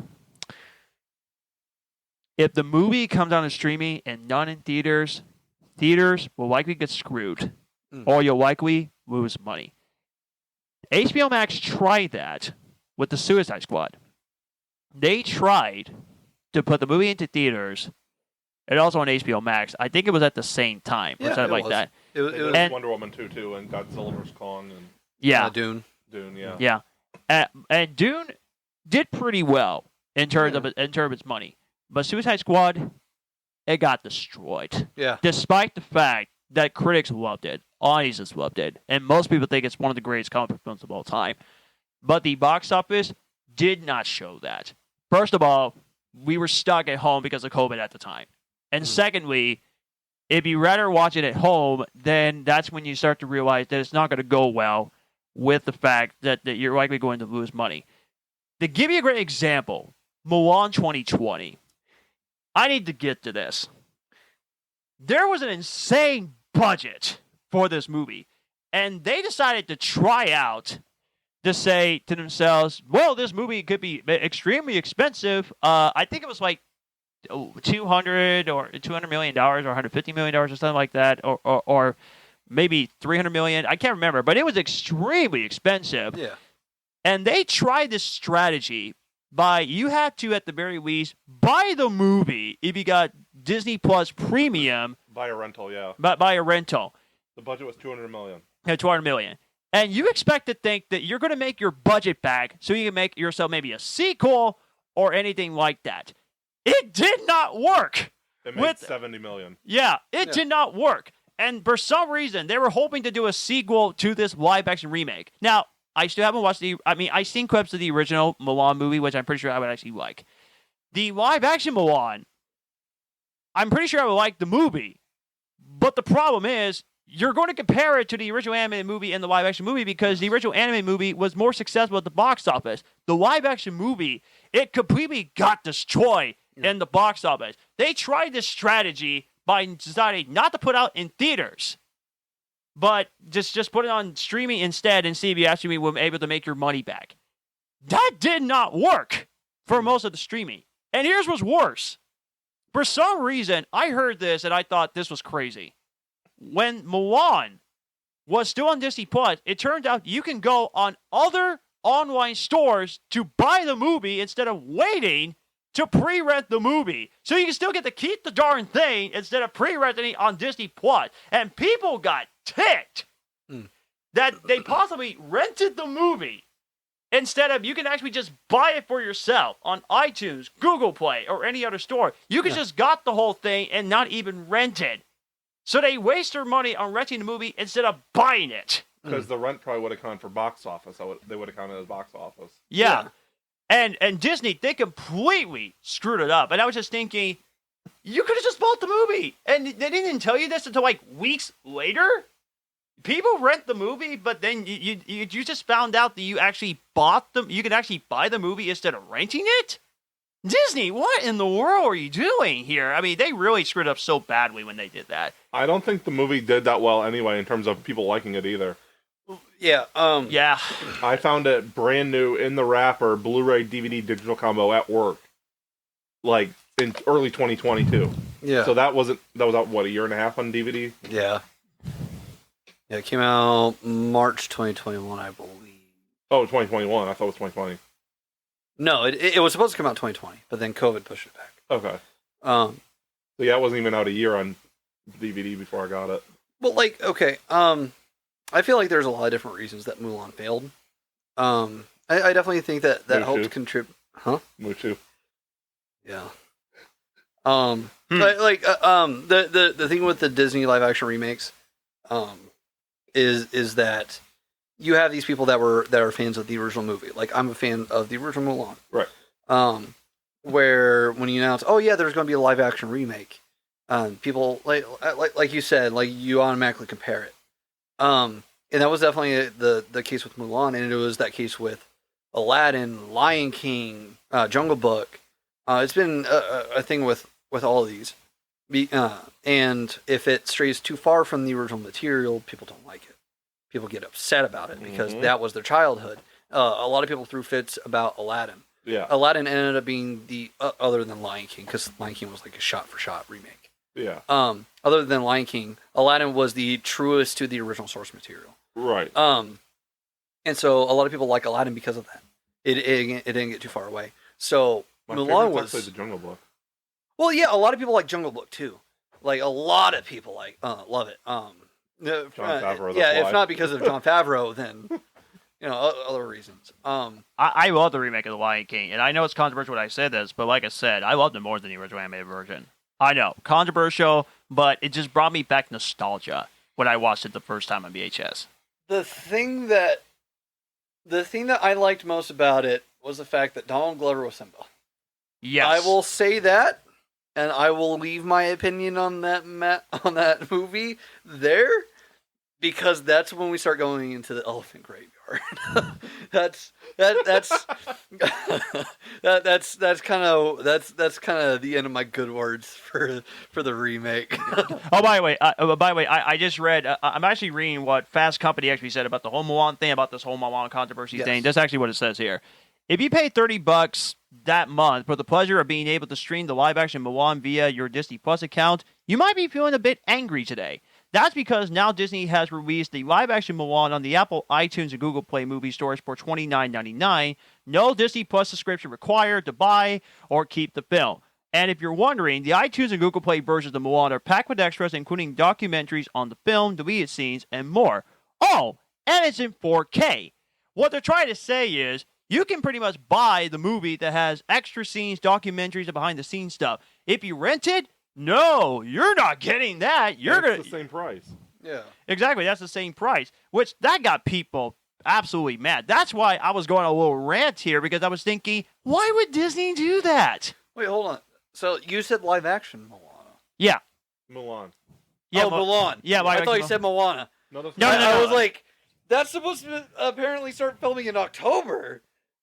Which I'm so mixed on it, but we'll talk about that another time. Okay. But yeah, I was so confused. I heard Moana. I'm so sorry. It's okay. But yeah, but seriously, why would Disney do that? Why would you would not know that you could actually just buy the movie? You don't have to just rent it. You can just buy the movie online instead of even renting it. And Disney Plus subscribers didn't know about this like days later? That's messed up. Yeah, I'll say where they really fucked up was the fact that it was basically a rental. Yeah. I think that's the biggest thing that they fucked up with that one. And it was that way with all the other movies like Black Widow. Well, yeah, there was a lot of shit about Black Widow. Actually, I think Black Widow, once you bought the $30, you kept on your Disney Plus. No, the entire thing with the Premiere Access was the fact that once you pay for that Premiere Access for that movie, it stays on your account permanently. Okay, that's what I thought, yeah.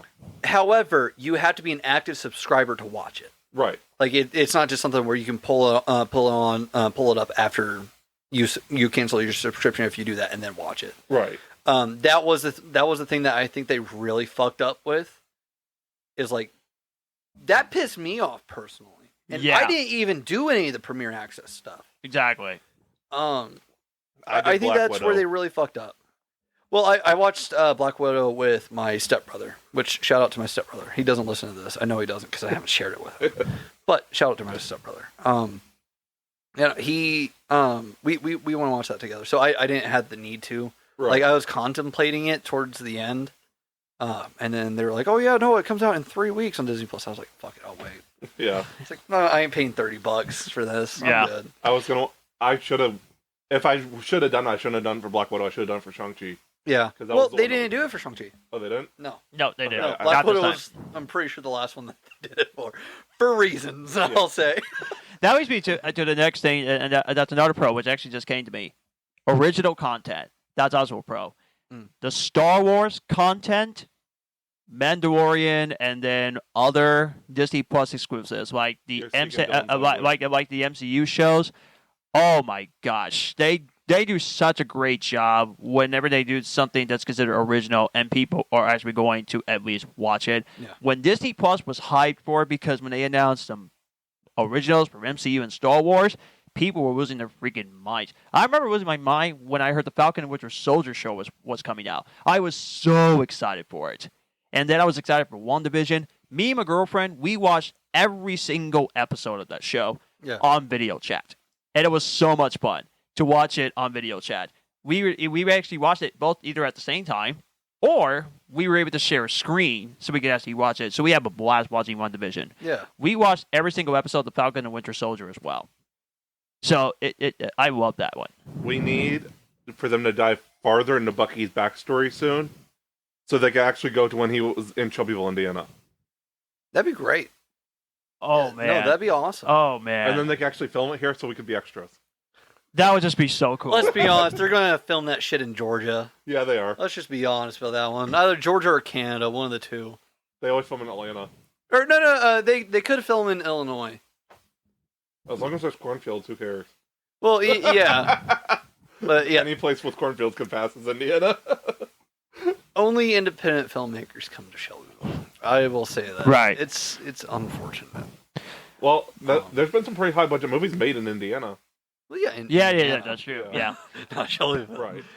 But I know, for Bucky. No way. I know one show in particular that you loved. That's a Disney Plus original, which was Miss Marvel. I know how much you loved Miss Marvel. I know you really liked that one a lot. You didn't? No, I liked it. Okay, that's what I thought. I'm a fan of the Kamala Khan comics. Yeah. I liked it a lot. It wasn't the biggest one for me. Okay. My biggest one. Moon Knight? No. I need, I was actually really excited about Moon Knight. I need it's to still watch. not at the top for me. I need to watch Moon Knight. I should need to watch that. WandaVision was the one that I was excited the most about for the longest period of time, and it was my favorite all the way up until Hawkeye came out. Hawkeye was good. Hawkeye. First of all, the rewatchability for Hawkeye is great. You can Yes, watch it it is. every holiday season. Yes. I'm planning on there's doing that. Planning on doing that. And the fact that we got Kingpin. The fact that we got Kingpin. I'm just gonna say it. If it weren't for streaming, we wouldn't have gotten a Hawkeye solo project. We wouldn't have. And Haley's an excellent Kate. Yes. Yeah. She's No. Absolutely. Absolutely amazing. I'm super excited to see her again in the next Captain America movie. Yes. But yeah, but when If you not early. but when you talk about like Disney Plus originals or even HBO Max originals, which man, I'm so pumped for the Penguin. I cannot wait for the Penguin to come out. That's gonna be so exciting. But that's the best part about the streaming wars is original content. Mm. Cons though, originals can also get canceled. Well, That the same is- for anything. Well, yeah, because recently I heard the shows actually were good, but yet for some reason they still canceled it right on the spot. Mm. It's either because of maybe budget is too expensive, or there was not enough people that were watching the show, and that could be a big problem. And Disney Plus, for some reason, they had to cancel a few Disney Plus original shows. They had to cancel a few of them that there are some people that actually like. For some reason, I forgot the National Treasure TV show was actually on Disney Plus, and for good reason, because I heard it was not very good. I seen bits of National Treasure, but did any of you guys even know there was a TV show that was on Yeah. Disney Yeah, Plus? no, I knew about it. I just didn't really care about it because Nicolas Cage was. I've never seen the Nicolas Cage ones. That's a crime. That's a crime. I have. I tell you now, the first one's a masterpiece. Let's Only just got get that Sesame Street straight. Cage for that. Yes, actually. Yeah. But yeah. I could forgive you for not seeing the second one. Second one's also pretty good. I could forgive you for not seeing the second one, but the first one literally is a national treasure. I need to watch it because I love Nicolas Cage. That's a good But one. yes, you need to bump that on there for you. But yeah, people. But when you think of the fact when a Disney Plus original comes out, but then suddenly it immediately gets canceled if it didn't do well, like that can lose money if your show gets canceled. What do you think of that? Well, like I do think that there is an issue with streaming services and companies where there's a disconnect between the company and the fan base. Yes. Where like for instance, what Netflix has a bad habit of it, where Yes. Netflix gets roasted all the time for creating a lot of bad content for the sake of making content. yeah. Yes. Like it's That's definitely a con too. Yes. South Park. I'm sorry to bring it up again. I'm pretty sure I've mentioned it at least once for the last like 3 episodes that I've been on. But South Park actually said it well, where what was it? The platform was pushing the content, not the content pushing the platform. Yeah. Where like they weren't really caring about if somebody liked the content or not. Netflix just made the content Without actually focusing on their good content. Yeah, like I'm pretty sure the only thing long running that's been going on with Netflix that people really loved and then it didn't get canceled was Stranger Things And Black Mirror. and Black Mirror. Those are like the 2 things that Netflix has kept running. Nothing Everything else else, has made it past 3 seasons. yeah, everything else that was good never made it past 3 seasons. And then on top of that, a lot of the bad stuff kept getting sequels. Like there was this movie called The Kissing Booth. Yeah. And I've never heard a single good thing about that movie. Granted, I'm not that target audience from what I've seen. Right. And doesn't it have 2 sequels? Yes. I'm pretty sure it has another one on the way as well. Yeah. I definitely heard of it. Yeah. I almost thought about watching it. No, I'm good. Well, I'm not going to watch it either. Okay. That'll just be you. Probably so. But no, like they keep making those movies. People liked Big Mouth for like the first season Yeah. and kind of into the second season, but after that, it just fell off. But they kept renewing it. Yeah. And on top of that, they decided to save money by closing down a lot of their animation studios, but they kept open the ones that were making projects like that. Yeah. So, like, for example, there's a show on there called Cyberpunk Edge Runners. Ooh. It's good. Check it out. I like cyberpunk stuff. Yeah. So, Cyberpunk was a RPG, late 80s, early 90s, I believe, and it's continued till now. I think now it's called like Cyberpunk Red. Okay. I haven't looked into it a lot. Plus, they just came out with a game like a year ago, 2 years ago, 2077. Yeah. The video. And this show kind of ties into the new branded Cyberpunk. Okay, so like the video game thing with Keanu? Yeah, it ties into the video game, it ties into the new version of the RPG, all of it. Okay. I Yeah. gotta watch those. Edge Runners was fucking fantastic. We're not getting a season 2. It was like I mean like which granted I don't know what the fuck they could do with a season 2 the way that they ended it. They'd have to tell a new story. At least it ended on a good note, not freaking Constantine. It ended Massive cliffhanger and never got yeah, pseudo sequel in the Arrowverse, but kind of a reboot, a resequel, whatever. and not in a good way. Yeah. No, it's Netflix has that bad habit where they cancel something that's good, but they keep the stuff that's bad. Yeah. HBO Max kind of has that too. Yeah, exactly. Velma. One of the things is they look at numbers. Yes. They look at numbers where it's become a common practice nowadays to watch to watch something. I'm invisibly banging my head. It's become a common practice now to watch something on streaming services. Not because you're interested in anything, not because you like the... Because you want to see how bad it is. Because you want to see how bad it is, exactly. So a lot of people were rage-watching and hate-watching Velma. Velma got renewed for season 2. I've never seen a fucking streaming show get so much fucking hate as Velma did... And get a season 2. And then get a season 2. And they canceled Ridley Scott's Raised by Wolves. Yeah. Which I guess is phenomenal. Yeah, it's just this fucking... Well, like, I was worried about that 90s show. Because I'm a huge fan of that 70s show. Okay. Okay. And they announced that they were doing that 90s show. A lot of people weren't fans when it got announced and shit. Yeah. It's pretty good. That's kind of just my review. It's good. I can't wait for season 2. It actually got renewed for season 2. Okay. Interesting. So I'm excited about it. But it's one of those things where, like, Netflix really bad. I guess now HBO Max with fucking Velma. Yeah. Where streaming services don't So you actually can cancel gauge audience Batgirl. reception. You can cancel Batgirl, but you can't cancel Velma. Screw you, HBO Still on Max. that train. I'm Screw still you. on that train. Oh God, I'm so mad. Yeah, it's one of those things where I feel like streaming content platforms aren't super concerned about what the audience actually thinks. They only look at the numbers. And that's a fucking issue. Yeah. Because if you're creating content, I get it. It gets you profit. I understand. But when the people aren't watching the show because it's not a good show, they're watching it because it's fucking bad, that's not the same as them liking the show. Meaning they don't want fucking season 2. They're hate watching it. They don't want season 2. Yeah. And yeah, you could say, oh, well, that is just a loud minority. You could say that about a lot of things. And it's created by WB Animation, a really good animation studio. It was a waste. Exactly. It was a big waste. Which speaking of waste, that leads me to the third con I actually want to get into, and that is if the streaming platform doesn't work, it'll be bad. To give you an example, Quibi. Did you know there's a streaming service called Quibi? Yeah. Okay.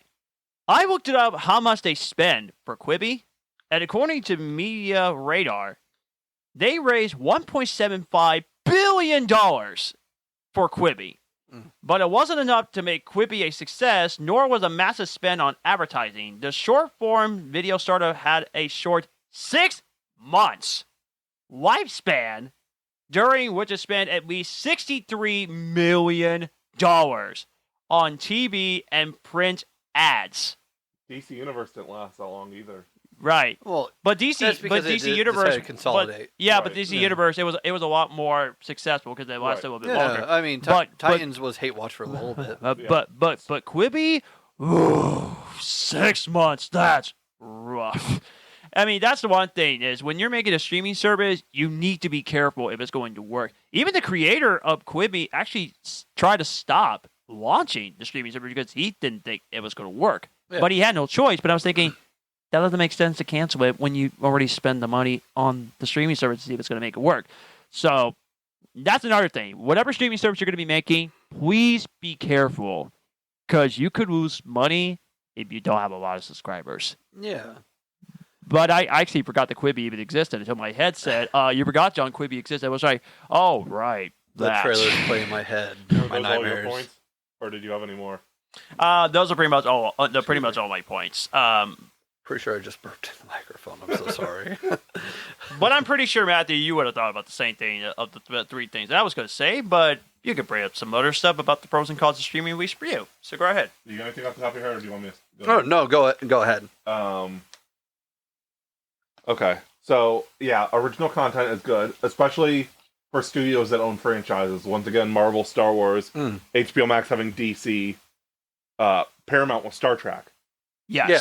That's a pro of streaming services because, with the exception of the Arrowverse on CW, if you have a franchise, you can't really have multiple shows going on at the same time without a streaming service.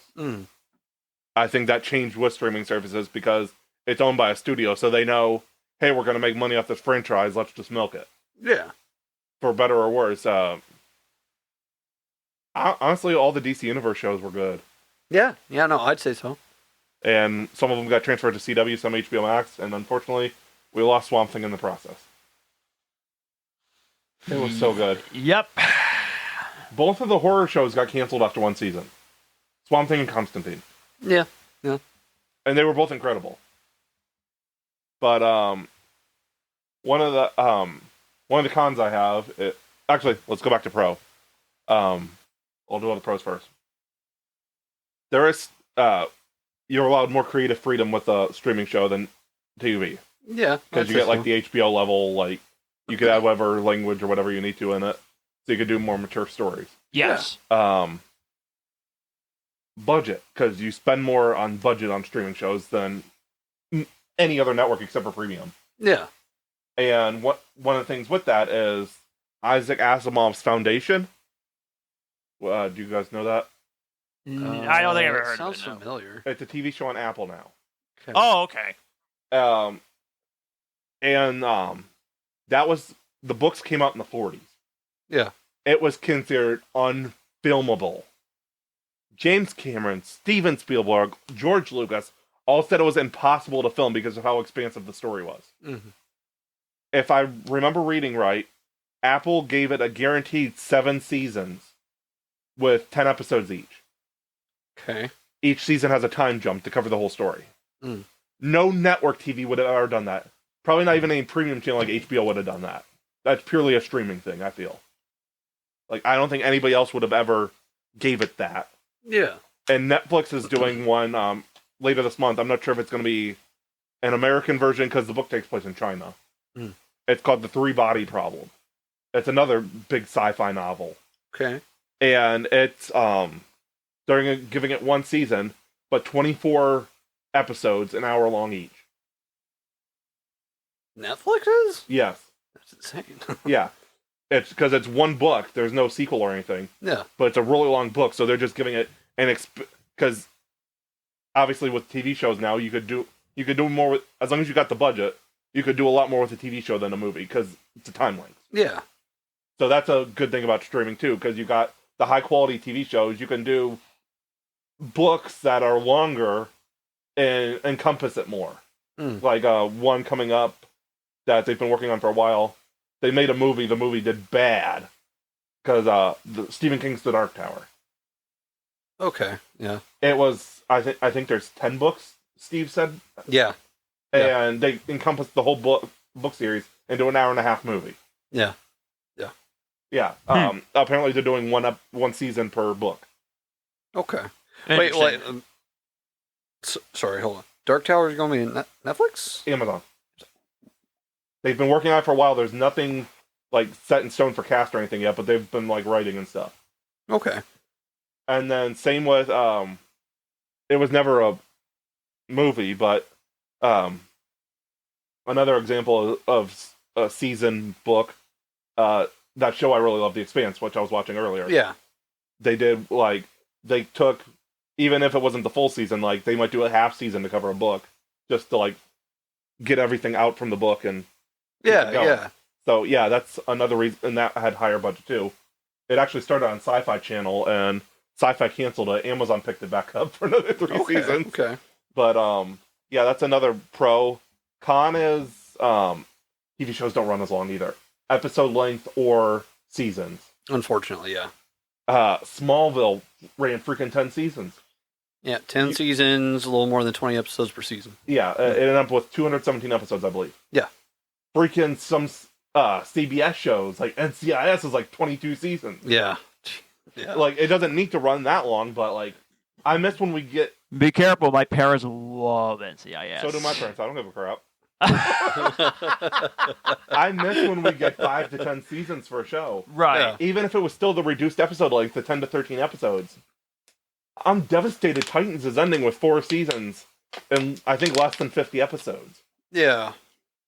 And I really hope that when Amazon does the Cape Crusader series, we at least get 80 to 100 episodes. Yeah. It's Batman and it's animated. You're gonna make money. Animated's cheaper than live action. Yes. And you got Batman. There's no reason that can't make them good money. Yeah. There's no reason we can't get 80 to 100 episodes. That's Give us true. the length of the animated series from the 90s. I'm still waiting for the release date for Cape Crusader. I'm still waiting for that. It's coming next year. I have faith in what Amazon's going to do. Yes. Amazon has yet to disappoint me. Granted, I haven't watched a plethora of their original content. Reacher is incredible. Yeah, I still haven't checked out Reacher. I love Alan Ritchson. So good. I gotta check it out. No, like The Boys. I haven't watched The Boys. You're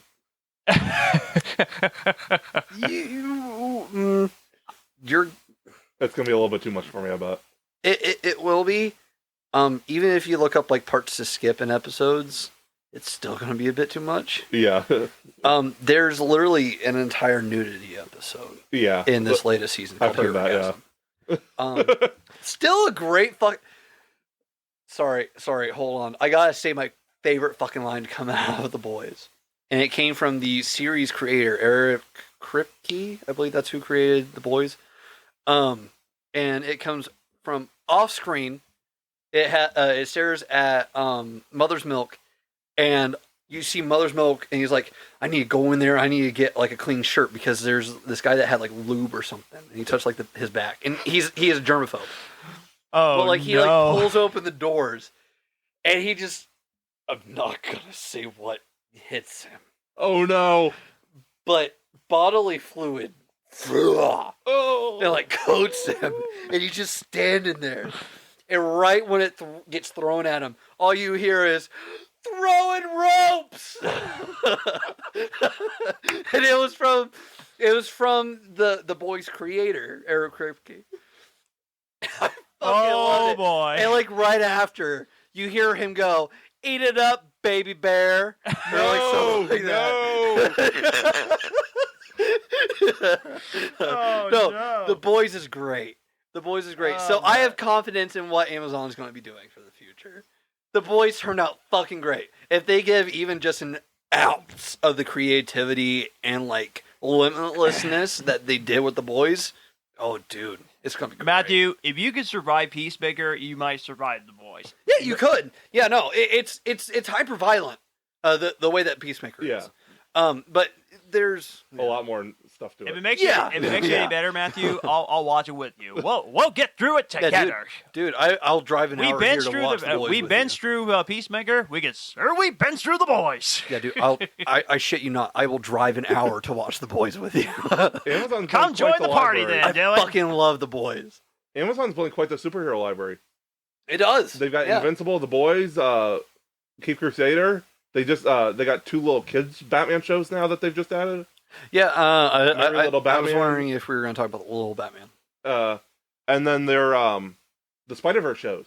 Yeah. Spider-Man Noir. So Oh yeah. I'm so excited for those too. Oh I man. really hope Nicolas Cage is still Spider-Man Noir. That'd be great. We'll see. It is the Spider-Verse people producing it. Yeah, no, we'll see. I think it'd be awesome. It all depends on if Nicolas Cage wants to sign on for a lengthy project, Right. which he said- seems made like he some wants comments the other day about some stuff. So to. Okay. apparently, I thought he just liked working on movies, Mm. but he hated working on stuff like Willy's Wonderland. Yeah. He said he did crummy movies because he was in debt. No. Understandable. To an extent, the full story of it is that first of all he was in debt. Yeah. But second of all, his mother was sick and he was paying for her hospital bills and stuff Okay. like that. That's the reason why he has been in so much shit these past like 6 years. I thought he just enjoyed it. No. He was making these movies to make ends meet and to pay for his mom's hospital Okay. bills. So he only wants to work the theater releases. And... Yeah, basically. Okay. I know Keanu will do low budget. Is willing to. Well, yeah. I Keanu. mean, yeah. First of all, it's Keanu. But yeah, no, yeah. I feel like a lot of me is just going, yeah, no, yeah. Everybody knows Keanu. Which, by the way, before you actually do continue with the whole pros and cons thing, I know we didn't get a chance to review The Mandalorian season 3 episode away. We'll upload our thoughts on the review over on the Facebook page. Wait, have we not done the finale review yet? No, we have not. But I think we should probably Finish this off, yeah. I mean, that's fine. We don't have to do it this episode. No, right we No, can. we're almost at 2 hours right now, so. now. Okay. We should go ahead and just type our thoughts about the finale over on the Facebook page, so that way people can read what they actually thought about. Since it's already been a couple weeks, let's just type it out. And Yeah. if you don't want to post on Facebook, you could copy it and I'll post it for you. Do you have any more pros and cons? No, that was it. Now it's Dylan. Okay. Yeah, Dylan, for you. So, one of the pros is what you said, where there's a lot more opportunity with streaming content. Not only that, but I also feel like we've definitely gotten into the binge model of show watching. Netflix set that up. I do think that binge mode is both a pro and a con. Yes. Because first of all, it allows everybody to talk about it all at once, Which can be good and bad. which can be good and bad. Again, it's a pro and a con. One of the cons about that is the fact that people talk about it and then it's over with. I believe one of the modern spans of something being relevant is roughly 2 weeks. Yeah. So the way that the Mandalorian releases, people are talking about it 8 straight weeks in a row. Right. So like they're talking about it for a straight 2 months consecutively, and then the casual viewers kind of fall afterwards, and it's kind of just carried by the fandoms that are part of it. I feel like Netflix is the only one. I think Netflix is the only one who releases like all at once. Well, Netflix is also wanting to toy with weekly Okay, releases. that would be better. Because I gotta interject real quick while you. No, go ahead. Just Go because you said that, some people will like take off from work, Yeah. and watch the whole series in one day. Yeah. But then you not everybody's gonna do that. Then you got spoilers right away. Yeah, no, Exactly. absolutely. That is one of the issues that I have with streaming services is that they'll drop stuff at like 3 in the 3 a.m. morning Yeah. on a work night. Yeah. And like before I fully switched to where I'm working now, like I was working there for like 3 months or something like that, but I was working second shift. Yeah. So that meant that I went in 2 and I left at like 10 or 11. Yeah. And because of that, I would be up at 3 in the morning. I would watch Mandalorian every night. Right. So I never had to worry about spoilers at any fucking point unless I just didn't stay up to watch it. That was a fucking mistake. Season 2, episode 1, I fucked myself on that one. Yeah. But no, it definitely that is definitely one of the cons of streaming services. Because there are people that don't get to watch stuff during the week. Right. So when you release it in the middle of the week, they go to the office or wherever. They show up and their coworkers are talking about it because their coworkers have the time. It works the same with movies. Yeah. It's that is definitely one of the bigger letdowns of it. Because obviously, if everybody takes off one day to watch something, Yes. stuff shuts down. Right. Yeah. And that's pretty bad. That or like there's a skeleton crew and the skeleton crew's pissed off because they want to go see it. Yeah.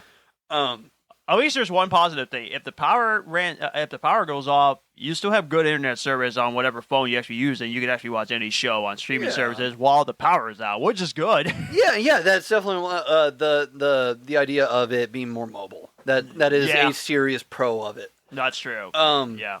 I wouldn't do it. Huh? I wouldn't do it. I'd have to wait because of. Oh. I don't like watching stuff on my phone. I'd rather watch on the. Well, have you seen the comments from Kevin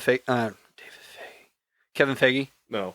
Amon Villani. Yeah, I think that's what her name is. Miss Marvel. Yeah. She was watching WandaVision on the set of Miss Marvel, and he was like, "Put your fucking phone down. That's meant to be watched on TV." Yes. Yeah. Respect. Yeah. David Lynch, I believe, made the same kind of comment recently. He's made some comments recently that I wasn't a big fan of. David Lynch is a character anyway. Yeah. Actually, that makes me think about something. David Lynch recently said that, was it David Lynch? I think it was. I'm pretty sure that it was David Lynch that said that streaming content doesn't create movie stars; it creates topics. Yeah. And I don't know. I feel like that kind of invalidates streaming, but that's my thoughts on that. Really quick. Right.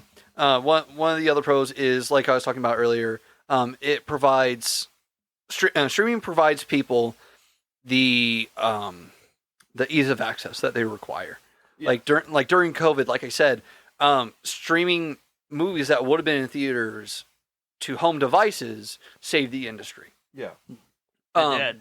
And that's a huge pro of streaming. That didn't even occur to me until you said that. And in the beginning of the show, I was thinking, wow, that did not occur to me. Well, like there are a lot of people that would disagree with that, where they would be like, oh, well, it's more damaging because like they lose more money and all this other shit. And it's like, yeah, no, absolutely, I understand that it loses money. True. But it's just the fact of there are not a lot of people right now that are feeling safe enough to go to a theater. Exactly. But that's one of the pros is that it gives us the mobility that we really need. Along with that, I agree with a lot of your guys' points, especially Matthew's with the creative limitations. Yeah. It's definitely one of those things where like going back about the book to series. I'm a Percy Jackson fan. Yeah. 2008, 2009, something like that. My mom went overseas, and I got really into reading. That's why I'm so into reading now. Yes. And Percy Jackson was that gateway for me. Like I had read Goosebumps before then, but I didn't really like reading. Right. I just did it because there was a reason. Percy Jackson got 2 movies. The Lightning Thief and Lightning Thief and Sea of Monsters. Good movies, enjoyable. Not good book adaptations. Right. Like, first of all, there's not enough fucking time to do everything that they needed to do. However, there is going to be a Percy Jackson series that comes out on Disney Plus, right? And I'm pretty sure that they've wrapped filming on it. And every season is going to be another book. So there's 5 books in the main series, 10 books in Percy Jackson series in total, I believe. Or it might be 11. I wasn't super up to date on Heroes of Olympus. I still have another one. Not that you're happy about it, but another one they're doing that with. Yeah, Harry Potter. Yeah. They're going to give it more time to properly flesh out the book, but I'm not going to make any comments about the Harry Potter thing. I'll tell you what I'm kind of optimistic for, and I talked to my girlfriend about this. Twilight movies are turning into a TV show, which here's what I will say. I would bet you right now that the TV show will be better than the movies, and it'll have better actors, it'll have better characterization of these characters, and there won't be any cringy dialogue. There's actually a good version of Twilight. I didn't know that was possible. Okay. That should count at the bank too, Dylan. No, Twilight just stinks. That- I read all the Twilight books. I watched all the Twilight movies. Oh God! I will admit this: the first one wasn't too bad. Second movie, I hated it. Third, I thought was the best one out of all of them. Part 1 and 2 of Breaking Dawn was interesting. So as of right now, at the third, well, not as of right now because they're not going to make any more of these freaking things. I was Because they're past the Twilight. You're at 63 now. Thank you. But even Robert Pattinson said that he hated being in this movies, which I can't blame him for that. And I assume the books are not very good. It's been a while since I've read them. Yeah. So I won't really can't say watch anything. Robert Pattinson movies now because all they see is Twilight. Yeah. Angel hadn't seen any of the Harry Potter movies until like 2 years ago or something like that. I started buying them in 4K and we started watching them in 4K. Yeah. And when we got to Goblet of Fire, Robert Pattinson plays Cedric Diggory. She was like, "Isn't that the guy from Twilight?" And I was like, "Yeah, but this was before he was the guy from Twilight." Paul hates the Batman because of Robert Pattinson. Yeah, I know, but which I find that criticism to be unfair because Twilight guy, he's dead, he's gone. The teenage years, it's over. He's a real great actor now. He was great in Tenet. He was great in the Batman. He is starting to make some good roles for once. The past is dead. Bury it. Consider this mercy. I will say, I defend the Twilight movies a good amount, I guess. Yeah, I say they're not the greatest movies. I won't die on any hill regarding Twilight. I'll say that. Okay. Like, I'll defend it. They're good movies to an extent. The one thing that I will absolutely defend is the cringy dialogue thing. If you're hoping to avoid cringy dialogue with the show, boy, do you have a newsflash. Because I'm telling you right now, if they do what J.K. Rowling's supposed to be doing with the Harry Potter books, if they do that with Twilight, there's no avoiding it. Yeah. There is some cringy ass fucking dialogue in the Twilight books. Again, I was a fan. I still like the movies. I'd be open to rereading the books. Oh boy. The cringe awakens. I'm not going to be watching the show. I'm just going to say that now. Okay. But like, if you're hoping to avoid cringy dialogue, you got another thing coming. You got the wrong franchise. Yeah, they'd have to rewrite the books for that one. I'm just saying it. Again, I liked it. I still think that they're good books, but Right. I feel like you guys really said it the best regarding the pros and cons. I feel like to shit on streaming services as somebody in the entertainment field is to be disingenuous. Yeah. Yep.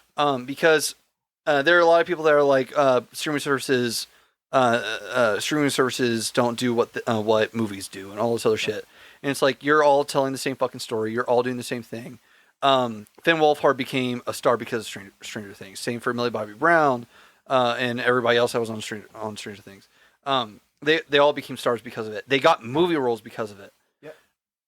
So it's beneficial in that where like they use people that wouldn't have a chance on movies initially. They went to streaming and then that's how they got found. So absolutely, streaming is it's right there with TV. It's right there with movies. Yeah. If anything, I feel like more people should be doing more stuff for streaming because some directors can accept it. Like Zack Snyder is doing a lot of streaming stuff now. Yeah, exactly. I think that if Christopher, I'll go back to the topic, Christopher Nolan. But I feel like if Christopher Nolan were to dive into streaming, it would be doing streaming a huge service. Yeah. Yeah. Because we talked about a little about his contract earlier, but if his contract applied, if he had a separate contract for streaming, holy shit! First of all, that would get so much service.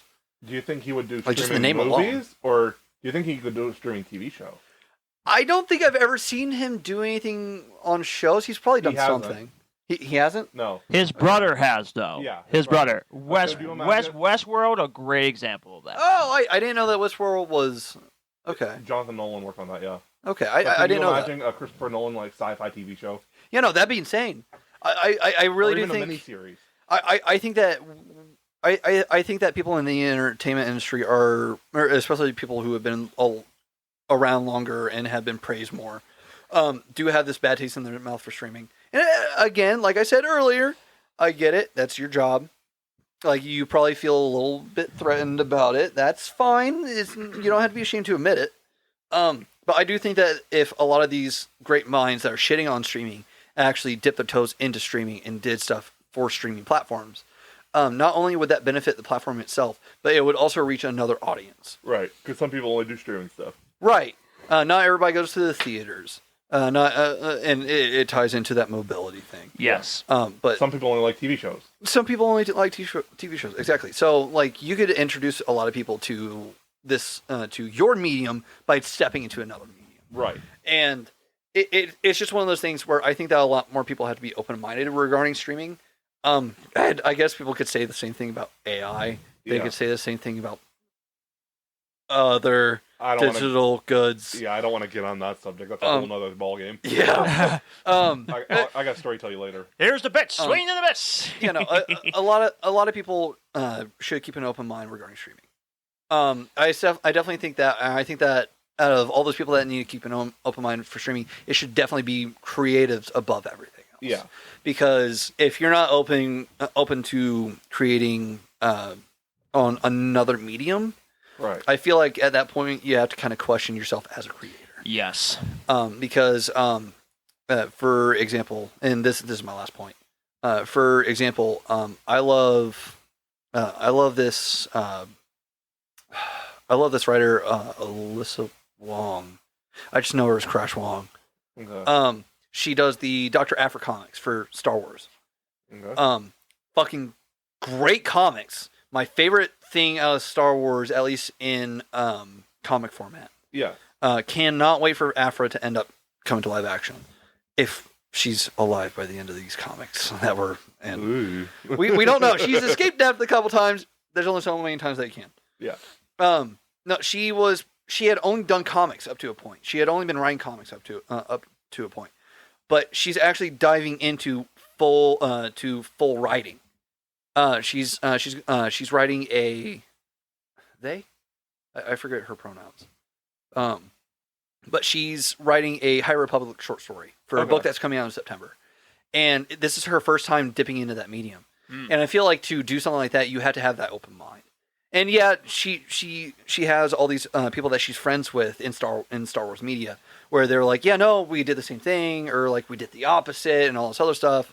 Look at Dave Filoni. He had only been doing TV shows, especially animation, for a long time, leading up to The Mandalorian, and now he has his new movie coming out in God knows how long. It's one of those things where you really have to consider jumping to other mediums as a creator, Right. especially in this day and age. Right. I don't know. I feel like streaming can push a lot of people, not just as an audience, but also as creators. And I think that that's a major pro, is that everybody needs to be pushed. Everybody needs to experience new things. Example, I fucking hate pickles. I now like spicy pickle chips. I know it's apples to bananas, but like, it's just one of those things where everybody needs to be pushed to do something else. If you are not pushed, if you're not challenged or anything like that, the way that streaming can do for modern creators, or for creators, classic, quote unquote. I don't want to talk about people like they're fucking dinosaurs. Even Martin Scorsese's adopted. Exactly. The Irishman.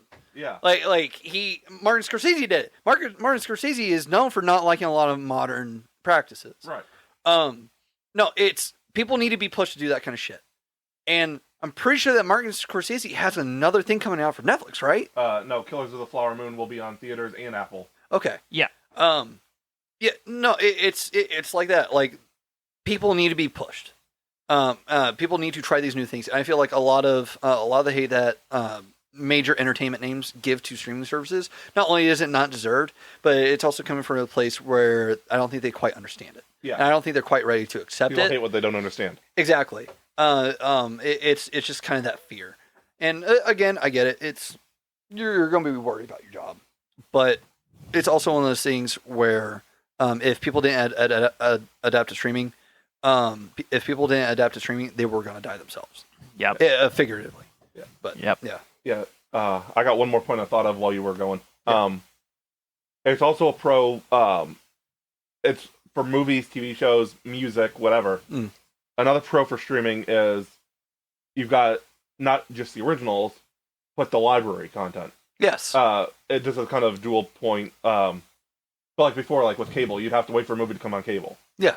You could check out so many movies for the first time, even older ones. Yeah, that's kind of what John was saying earlier. Yeah, exactly. Yeah, you get to check out the classics back in the 30s, 40s, 50s, and 60s to today. Even like some like 20s and stuff.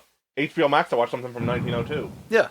But that was part of the point, and the other point was it also is good for independent filmmakers. Yeah. Yes. Yeah. Because could you get, if you were someone just making your movie for the first time, unless it got like a serious word of mouth thing, could you get it on any cable station? Right. But now you could go like, even if it's just like Tubi or something. Yeah. You could go and get your movie uploaded to Tubi, and it might get recommended because you watch this, you'll like this. Yeah. And it could blow up. Yeah. Absolutely. And that pretty much is the pros and cons about the streaming service. It's, I mean, Netflix. I mean, you could thank Netflix because without Netflix, we've never got some fantastic streaming services. Yeah, Netflix is the start of it. Yeah, absolutely. I definitely think I had a point and then I suddenly lost it. No, right. There's definitely pros and cons that we missed. There's a lot more that we didn't think of. And if you guys have any that we missed, Yes. let us know on Facebook and Twitter and Instagram. Yeah, absolutely. Reply to us and stuff. Yeah. Boy, next week's episode is going to be humongous. It's going to be all Marvel, isn't it? Because we got Guardians of the Galaxy Volume 3, and I believe we're going to do our Get your MCU ranking ready. rankings. People are gonna hate me. So, people, get ready for a very special, very, very special episode for next week. It's going to be all about Marvel. The MCU in particular. We're going to get our Guardians of the Galaxy Volume 3 review, and then we're going to do our rankings of the MCU movies. I am so pumped for the Guardians movie. I've been hearing early praises already by YouTubers and also by other people that already seen this movie, and I am pumped for it. I'm just bummed Dyllan's seen that thing already. I was hoping he would have seen it in the theater. Well, maybe. Instagram's a bitch. But I wasn't even meaning to look at it. Typically, all the text posts that pop up on my Instagram, which I hadn't clicked on it, it just like was the little square on there. Most of the text posts that pop up on my Instagram were Spanish. Yeah. And that was one of the few times where I really wish that I would have been Spanish because I wouldn't have understood it. Because you would have like, yes, in the theater. Yeah. Well, like I still don't know what happens or anything. Okay, you don't know. I all I know is who does it. I know the context. I guess it like there were like 2 sentences that described it. Okay. I know who says it and who says it to who. Okay. And let me tell you, Matthew, if I go see this movie twice in one day, I need to try my best not to spoil it if I've seen it once with my girlfriend. I'm just saying. So you spoil it, I'm gonna go rocket on you and get a big thing I know. that destroys the moon. Which I'm gonna make a quick prediction. Rocket is not gonna die. It's going to be He's dying. He's gonna die. The whole movie's a backstory of Rocket. He's dying. He's dying. Okay, if Rocket dies, then Drax is gonna die too because Dave Bautista. Yeah. It's likely. But I feel like Drax could go on about his life and then we never see But him I heard a again. few people said it's the best MCU movie since Endgame. Yeah. If that's high praise, then this definitely should be a good one. That means it disqualifies Shang-Chi and No Way Home. Yeah. So that's saying something. Yeah. But I know you got No Way Home pretty high on your list, which we'll see where he actually was ranking. But yeah, that's going to be for next week. spoilers And for like I that said, list. we I got was some going more. to, We but got no. some more episodes that we will get to talk about as well. I can't wait to talk about the worst movies of all time, and then movies that critics hate that we love. That's also going to be another good one that we will talk about. We're gonna start getting our lists ready for the polls. Yes. We got our what makes a good action movie and stuff. Yeah. Yes. Because the polls will be up for a month each. So the action movie's in August. So the poll will be up all of July till, well, probably mid-July till the couple weeks mid-August. Because the episode's going to be at the end of August. I got tons of action movies I need to watch. I need to watch the Bourne movies. I need to watch all the Weapon movies. You need to help make that list. You're the action expert. Oh, I know. I already seen all the Flexing my guns in September.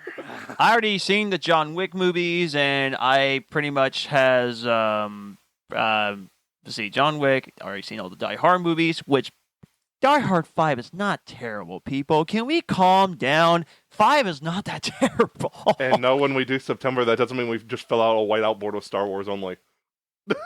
Well, yeah. I'm More fighting wars of Star Wars. Yes, please. I've been challenging myself recently to not restate topics that I talk about a lot. So I'm definitely going to challenge myself by doing more sci-fi stuff. Like, I feel like I have a good foot in there right now. Yeah. But me and you will definitely have to make that list together. We're going to dude, you know that means that we're going to have to do a lot of Star Trek, right? Yeah. I've seen all the movies. I've seen all the J.J. Abrams movies. I haven't touched any of the other movies. You know what also would be good for... All I know is about Khan. Interstellar, The Martian are both definite you have to watch. Yeah, I still haven't watched The Martian. You know what would also be a great episode for a rant? Most overrated movies. That would be a full rant, because if you say any movies that I love and that's overrated... We're doing underrated movies, so we might as well do overrated too. And we might as well do underrated. But we will talk about those for the next few that's episodes. gonna be brutal. We might as well do it all in one day. Just do underrated and overrated at the same Yes, day. absolutely. People are gonna hate me. Oh no! Oh my god. I feel like I've given people a lot of reasons to hate me so far, like especially with me saying that I don't like Christopher Nolan. This is gonna be a bloodbath. The fact that I said that I wasn't a big fan of Dennis Villeneuve's directorial style.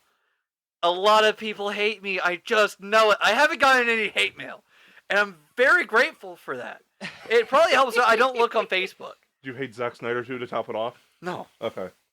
No, But he's yeah, one but- of those people where I can see him being a little pretentious, but otherwise. I was gonna say that would be three He for just three. seems like a good guy. That'd be 3 for 3 for me.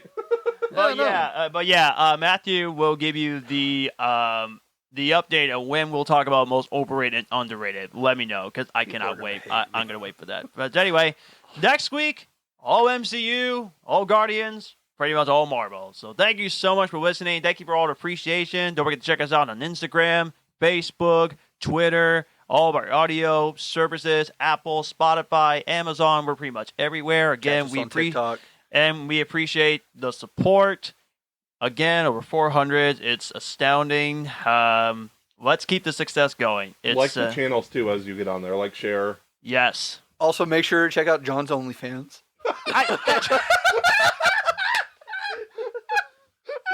You know what? I was like, am I going to say that it's a podcast? Am I going to say that it's Matthew's, mine? And then I was like, the perfect target's right here. You know what? I already got tons of fans who loves my music and my singing, so I already got tons of John's fans anyway. Go check out his OnlyFans. Hell yeah! I'm subbing right now. This was definitely our funnest episode, and I cannot wait for next week. So, guys, unhinged. please download and keep on streaming our episodes. So, may God bless you all. Have a great week, and we'll see you all next week for all MCU. And Matthew, you have any last words before we get off? Not really. Just really, if you like what you hear, let us know what you like. Like, Yes. Yeah. a comment just telling us you're listening goes a long way with us. We'd love to hear more, like, what you guys think. Yeah, rate us on platforms, share us. I was blown away because I already saw that we had a shit ton of 5-star reviews on platforms. Okay. That blew me fucking away. Yeah. Like, I mean, seriously, it's humbling. We really appreciate it's such a blessing. It Seriously. shows us we're doing good. Yeah, like we want more feedback from you guys. Yes, please. If you have complaints about the podcast, share that too. So we can improve ourselves. Yeah, Exactly. trust me. If one of your complaints is, man, Dyllan just won't shut the fuck up. First of all, you're going to be disappointed, but I will take it into consideration. I will. I appreciate constructive criticism. Absolutely. So anyway, we'll see you all next time for our next episode, and have a great week. Yeah, see you next week, guys. Thank See you later.